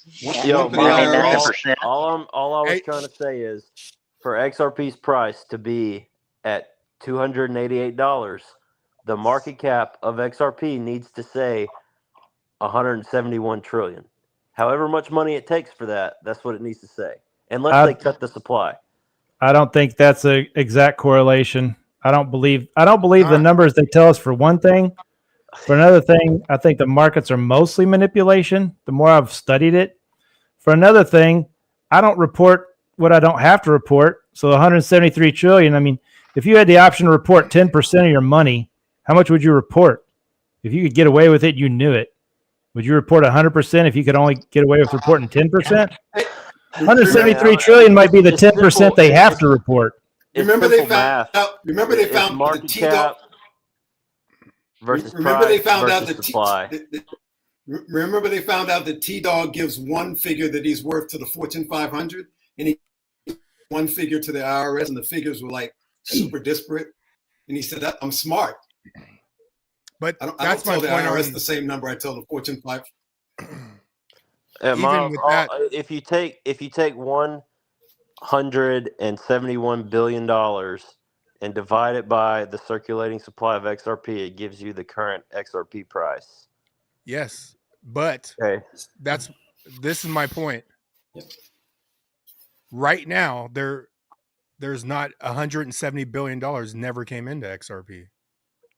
Because you could take the 0.01%. These motherfuckers has billions. They didn't even pay for it.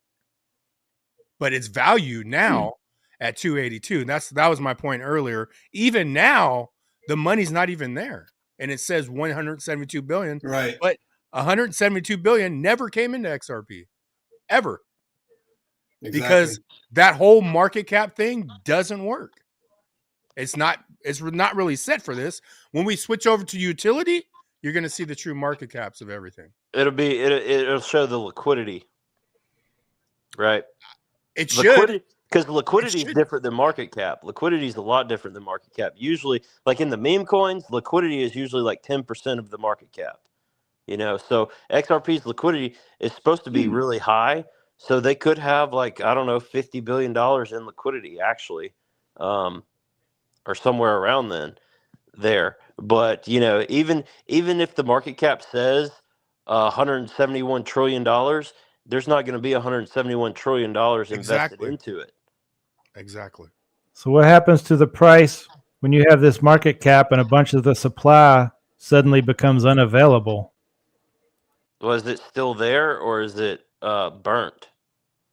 It's locked up in people's wallets and businesses' wallets. It's not circulating. It's pulled off. So if it's locked up, then it's still going to be there. It's just locked for however long they have it locked for.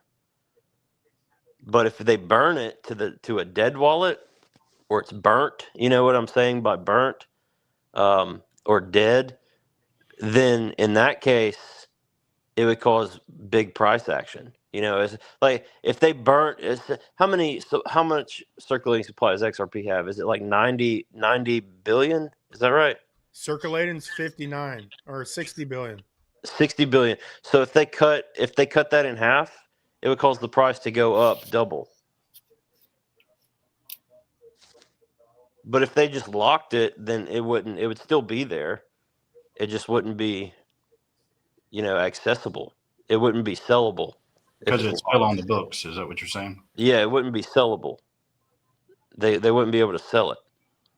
But I mean, I don't know. It'd all be on the ledger. Well, I'll tell you this: if we go to 479 and come back to $3, you come back on here and talk your shit, bro. You come say you told us, so we'll hear it. We'll take it. Except for Zerker, he'll still say "fuck you," but the rest of us like, yeah, you're right. ETH is gonna. I got a sell order for ETH at 5,800. So those are my two big sell orders. Other than that, I'm just gambling in the crypto Degen casino. Triple zeros, quadruple zeros. Yeah, all of those. That's what I'm talking about. So Hey, the last J-Roy, show you got. no matter what, J. Roy, I'll still love you. Oh, I love you too, Papa. Straight up. You guys had like the GXRP, I think was his handle. I don't know, Green Giant, something like GDLT. GDLT. Okay, so I stumbled across his show last night on YouTube, and I dialed in, and he threw out, I think, like 40. Like, he is all for the little guy that's got the $30 or whatever it may be, the extra little scratch to roll the dice on the quads and trips, the ones that are super low. I think he called them his red picks or something like that. But he is someone everyone in here needs to probably tap into for like what J. Roy's saying as far as like the casino play and the that doesn't sound much like J-Roy? That doesn't sound much like you're GDLT. So fucking, bro. I gotta give you shit, Nova. It's like Green Giant or something. You're like the little kid in the room trying to teach us how to be adults. And like, motherfucker, G was on this show when there was like 10 of us watching. He's a fucking OG. He doesn't come in long enough or hard enough. We all know about G, bro. All of us know about G. But he that was doesn't incredible. sound. So everyone, I think there's got to be some fucking newbies in here, Zerker. Fuck you. There's got to be some newbies in here. We got to teach you, ass fuck. Like, where do you want this to go, down or up? Fucking sock it to me, bro. Let's go. I don't think this is the same. Thank you, Nova. The same account. Like GDLT doesn't really talk about the low caps like that for real. Well, that just sounds like when you go to the bar and you just start asking women till one of them says yes. That's exactly what that sounds like to me. G's defense, G pulls up deep reds. He calls them deep reds, and they're all triple zeros, quadruple zeros. That's what Nova's talking about. Yeah, man. Yeah. He gave us Solana at $5. Yeah, bro. He gave us SHX too. He gave us SHX too. I learned a lot from him. Bro, I cut Yeah, my G's teeth on smart him before I motherfucker. even started YouTube. Yeah. He's money. Bro, He's like the G, I'll tell you this. We had a meetup. G slept on Buster's couch He at his did. house. I tucked him in. Like, that's how we know G. Like, you know what I mean? Yeah. So he's like the opposite of Jim Cramer. he's a good dude. But at the end of the day, Nova's not wrong. He's right. And there's newbies in here, and I'm a fuck ass. And you guys got to listen. Go hit up GDLT. Go hit subscribe on his channel. If you're fucking new, go hit up XRP Bags on YouTube. XRP Bags. Hit subscribe. Fucking run through the gambit of these YouTube channels, and you'll see the shit. But the flywheel effect is a real thing.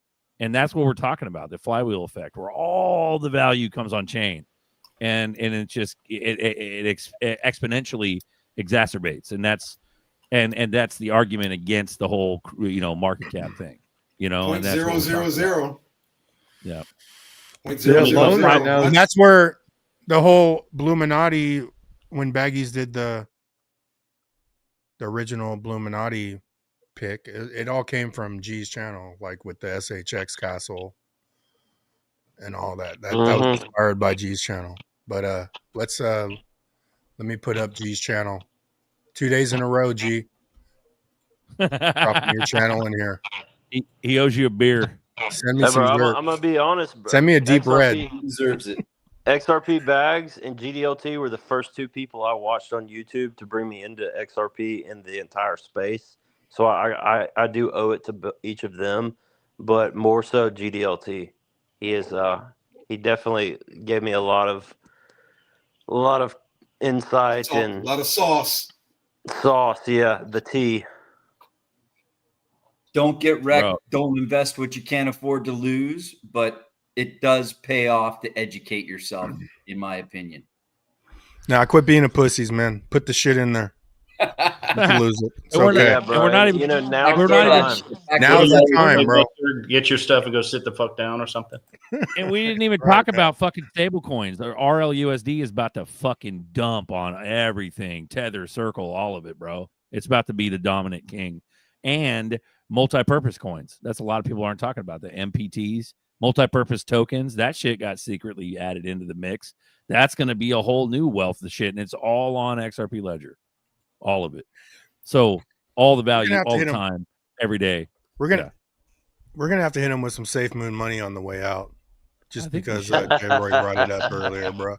That was probably the first. I ain't kidding. That was probably the first true meme coin that I fucking actually made out on too, man. And Alex D Vlogs, bro. Alex D Vlogs used to love Safe Moon, bro. Well, he was in ages. Bro, he was I think he went to another coin too. Alex was he was big towards the end. He was big towards Doge Girlfriend, or what was it again? Kendu. No, not Kendu. He was Kendu too, but he was fuck. Doge Shiba GF. Inu. Doge GF, you're right. Doge GF, yeah, I was right. Yeah. Okay. But what was that? Was that an XRP Ledger meme, or what was that? Do you guys remember? I think it was either one of the. I don't know if it was XRP Ledger. I know he got big into the BNB and the ETH memes, and I don't know about Solana, but I think Doge's Girlfriend was a ETH meme or something like that. He kind of came into the space at a bad time because it was it was a lot of Solana shit going on, and it kind of, I think he got fucked a little bit, but I know he made some money also. So it was ETH days, bro. It was before Solana. It was way back, dude. Doge's Girlfriend. Yeah. Yep. Yeah, Alex is still around. I think he lurks here and there. I haven't seen him in a long time, bro. But no, I think he did. He was on. He was in the chat. Like he was. What was he? Fuma's chat or something like that. He's been around. He's around. Fuma. Yeah. There's Jeffrey. Working late guys just popping in. I got your glasses. I got some Dahmers. You see that shit? I'm either a serial killer or I'm gonna fucking beat you with a belt like an angry dad from the 80s. Let's go, bro. Unabomber, bro. Yep. Clean your room. Keep it down. Yep. Get off my lawn. Dahmer's here, bro. Let's Bueller. go. Yep. Yep. Cobb was live recently. Oh fuck, we're going down more.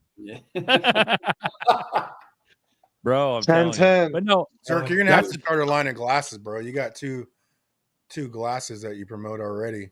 We're gonna have to really iconic, get this bro. shit rolling.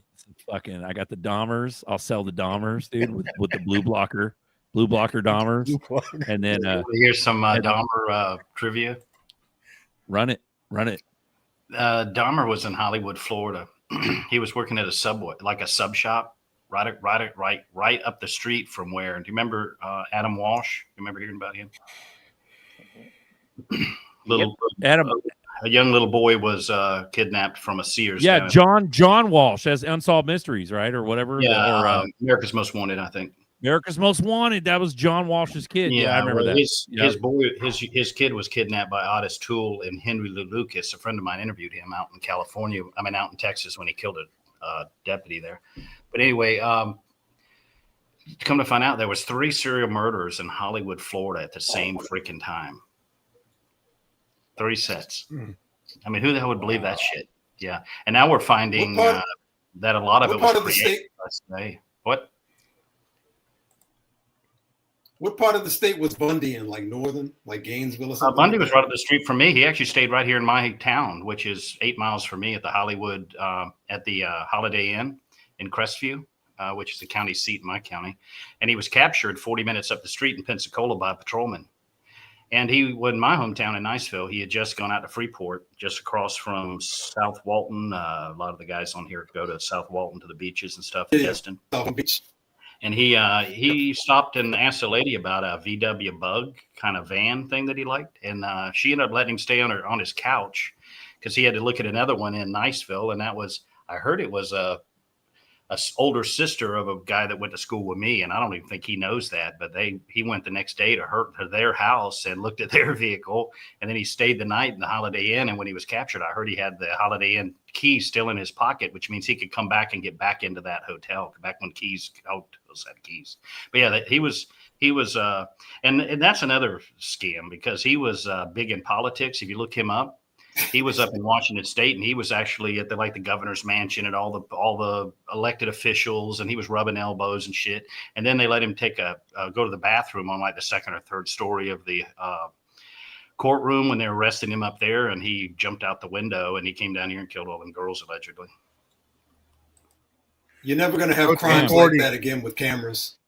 That's a sad fact. Cameras everywhere and with DNA. You're never going to have a guy kill 22 people and go uncaptured again with cameras everywhere. Not going to happen, bro. You're not going to have an Atlanta child murders. Well, they're not after them. They just want to know what you're doing. They don't give a shit about them. They created all that shit. I mean, not one school shooter's ever not been on psychotropics, and until they started changing it, when we started pointing it out, there was never been a female school shooter. So if you got 2 to 1 girls in a school, we need to be concentrating on the boys more than the girls. Not in that we don't not ignore them. That's not what I'm saying. But if you're trying to bring down crime, you can focus and get rid of half of your effort. But nobody does that because no one's really interested in that. We're interested in go to work, go home, and pick up our kids from daycare, and nobody's really. It's not a calling anymore. It's just a job. Well, are they actually girls or are they just trannies? They could be all boys. Well, now they are. I mean, once again, that's the new psyop. I mean, that's what needs to be figured out if that's legit, right? Like, how do you fix that? I can't say much on here, but most of what you believe, that doesn't mean someone didn't die, but most of it's bullshit. And I've studied it, and that was my responsibility. So I know, and I know some of them are still alive that we say are dead. So that's a fact. Don't kill me, bro. Yep. Sola Jeff knows. Sola Jeff, he goes, master numbers make me sus. Yep. Like the Kirk 33 and shit. Yep. It's everywhere. Yep. There we go. Ed Gein getting spotlighted on Netflix. Yeah, bro. Psycho. Bunch of fucking boogeymen. Psycho is based on Ed Gein. Yeah. How long the government going to be shut down for? 10 days. Then the Clarity Act passes, and then we moon. Well, there's so much corruption in it. I don't know that some of it will ever open. Well, let's hope they're cooking something up. My brain's going MAGA style right now. I'm like, dude, like Trump sending fucking troops and Pritzker and fucking Newsom and shit's yelling at him on Twitter like "fuck you, you're unconstitutional," and then he's like throwing troops everywhere, and like we're shut down, and it's like, dude, it sounds like shit's about to go down, but how many nothing burgers have we eaten up to this point, boys? Like, you know what I mean? Trump drags us over into Gaza, it'll be much more than nothing burgers. Well, let's drag something to fucking somewhere and fucking do something already. I'm tired of working a debt slave job. I'd rather just fucking stay poor, be poor, but have to not go to work because there's some emergency. Like, I'd love to do that and just watch it all on. Bro. What's that? Trade meme coins, bro. Bro, I might, dude. We'll get off work because emergency and fucking I'll hit up J-Roy and be like, bro, teach me how to pump my butthole fun job. Hey, bro, just bring me a narrative and we'll do it. If it's a good narrative, we'll do it. We'll make some money.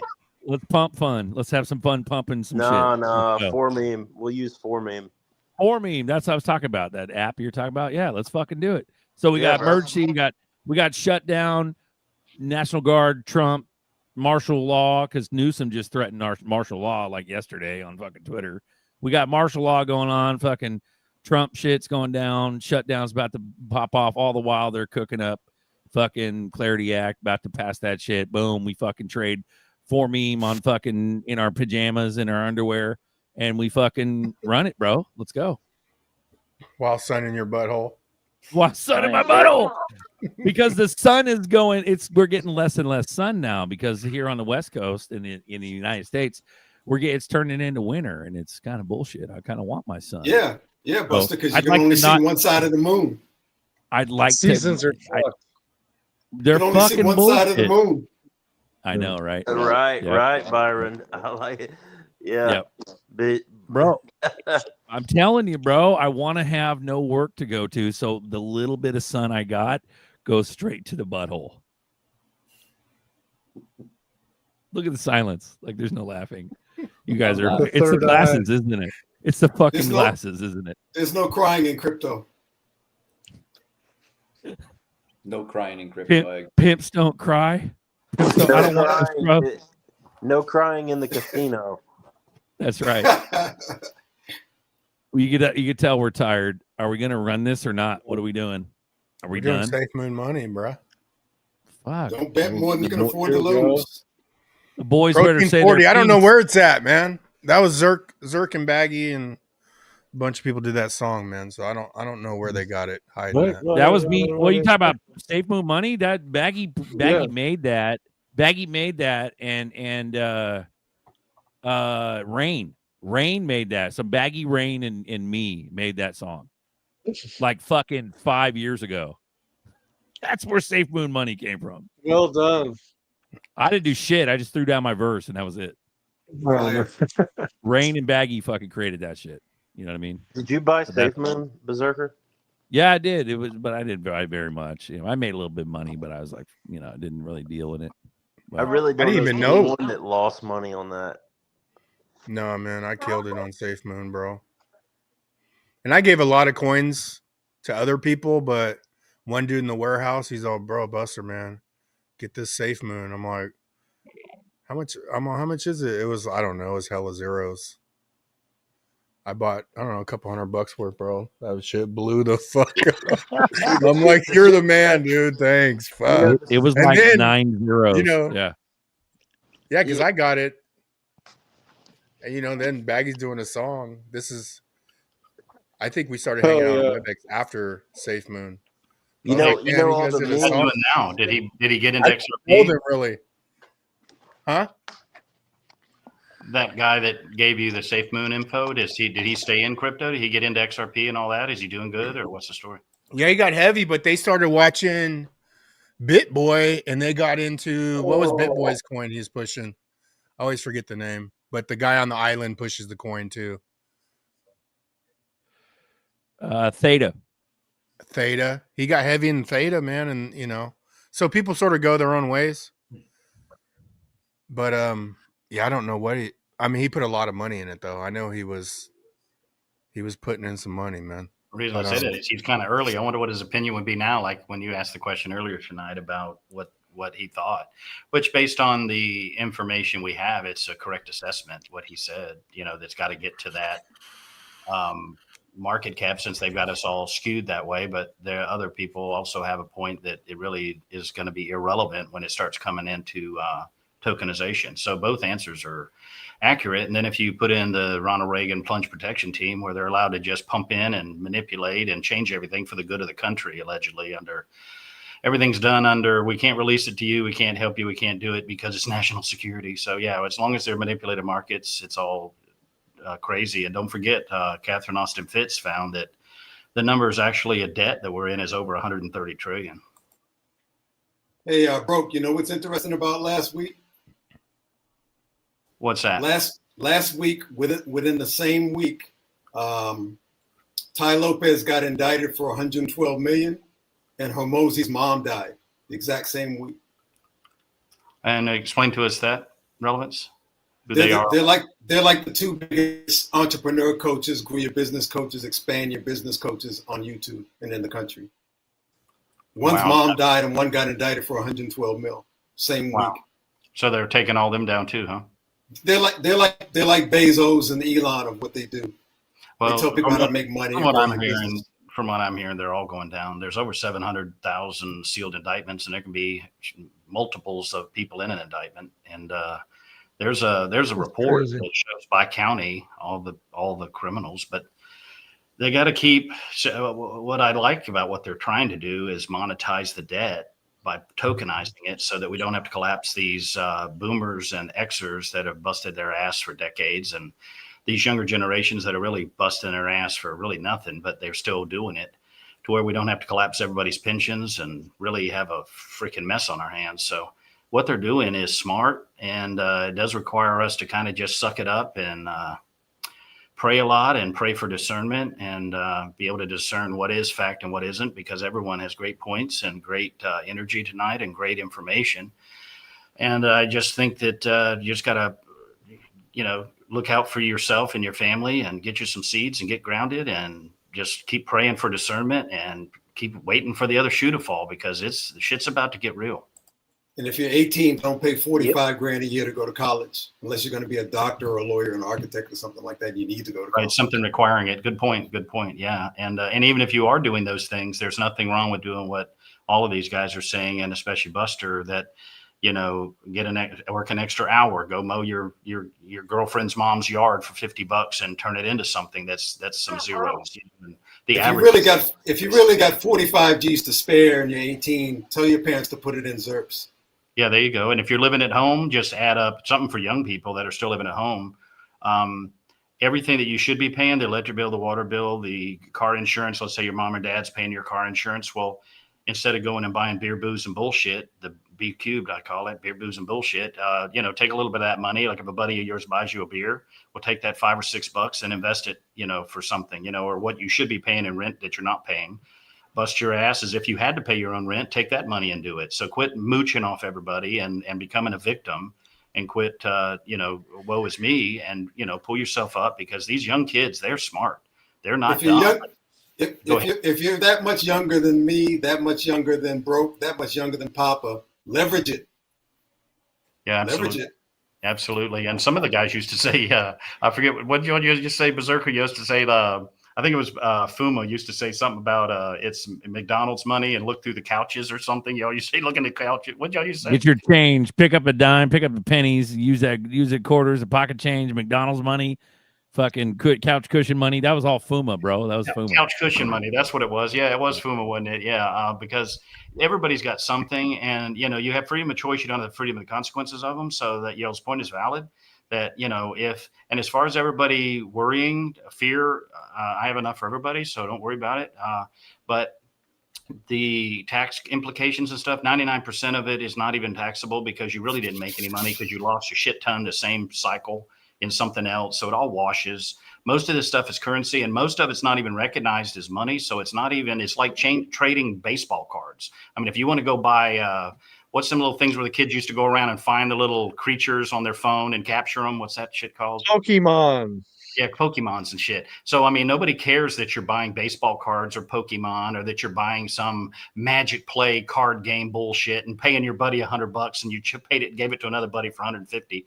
I mean, technically, and there is windows of amounts that you don't even have to pay taxes on. So don't live in fear of these people. That's what they want. They want you to get afraid and not get involved while the world passes you by. So for those younger people, that new generation that's coming up, and now they're realizing the world's lying to them and that you can't trust. You can't. By the way, just the other day, we looked up on that AI stuff, and it said, who was the governor between, I was trying to tell somebody, you know how people get addicted to shit?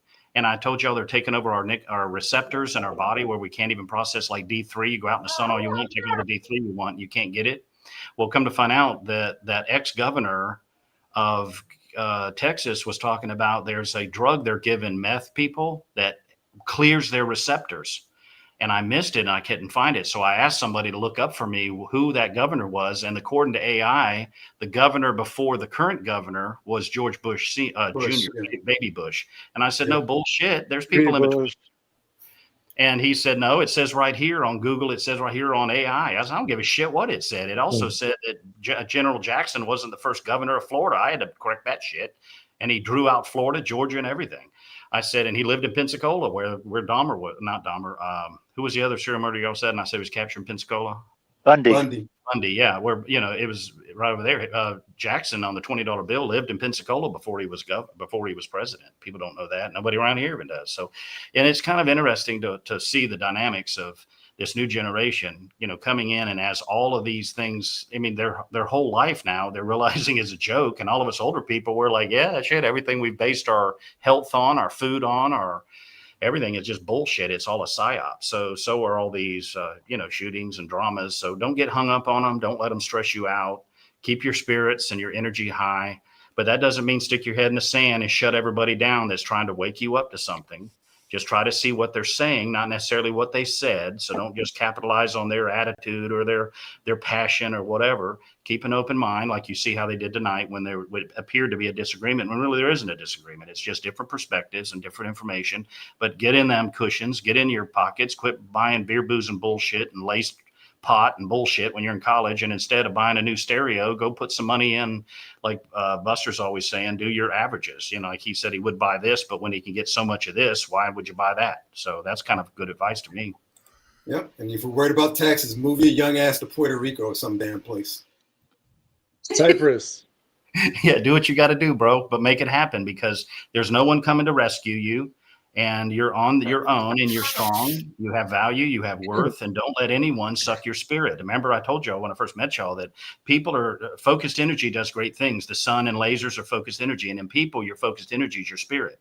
And people are fucking spiritual vampires. They suck the spirit out of you. So all this shit you're watching and listening to, find something to get into, whether it's come here to this show where you can just go to people and listen, go to Baggs' channel, go to GDLT, go to all those folks. And, get yourself in looking at that. Don't look at all of the shootings and the drama and the world's coming to an end. You should always be prepared. You should always have an old pair of tennis shoes and an old backpack in your trunk. You should always have a rag and a bar of soap and ready to walk if your car didn't run. You should always be able to plant something or make a bonfire or do something. Make sure your generator's going. There's nothing to be afraid of. And don't be afraid to get into this worrying about taxes, because 99% of it isn't even taxable. Okay. It's gonna be all right. Yep. And it was always fucking Safe Moon. Later. Safe Moon money. Safe Moon money. Safe Moon money. It's not funny. It's Safe Moon money. Safe Moon money. Got to give me that safe moon money. Safe moon money. Safe moon money. Got to give me that safe moon money. Safe moon money. Safe moon money. Safe moon money. Safe moon money. Safe moon money. I got me some safe moon money. Safe moon money. You're running out of time. safe moon money, and I got it on my mind. Rockets blasting off, it's about moon time, and we making it rain here. Watch us all shine, and we all going berserker, so please don't be shy.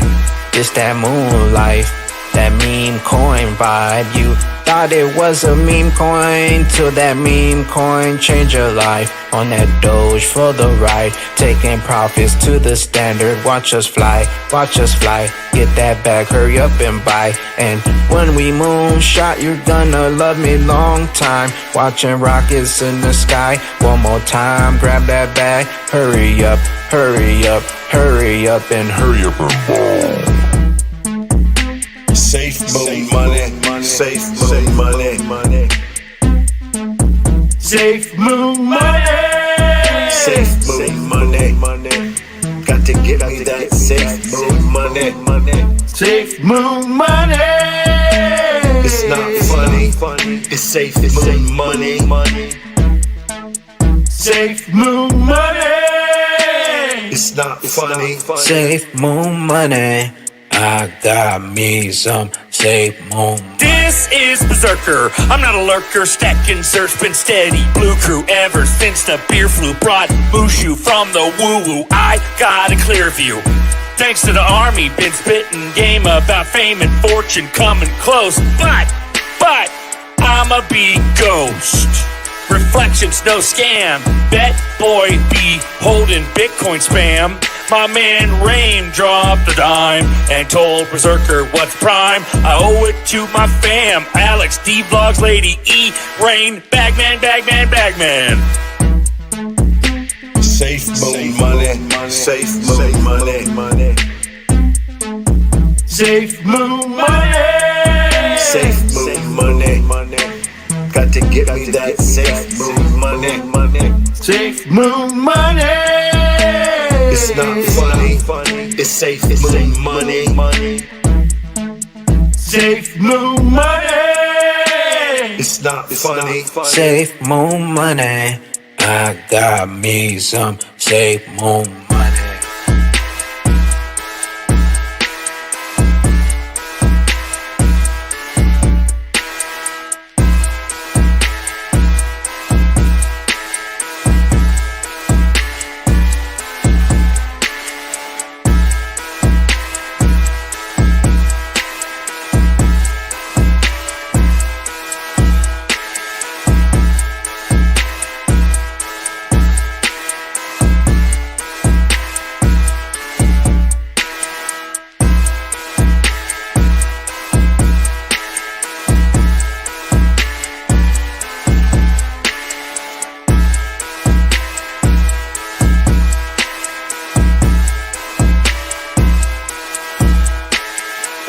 Moon Monday.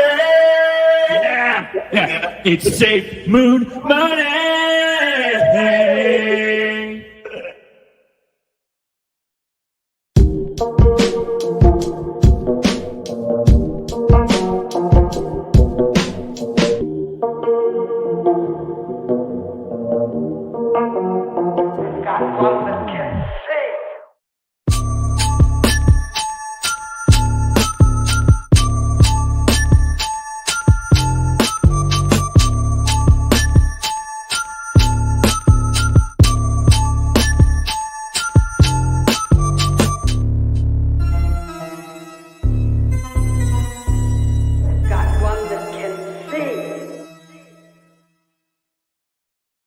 Fuck crypto.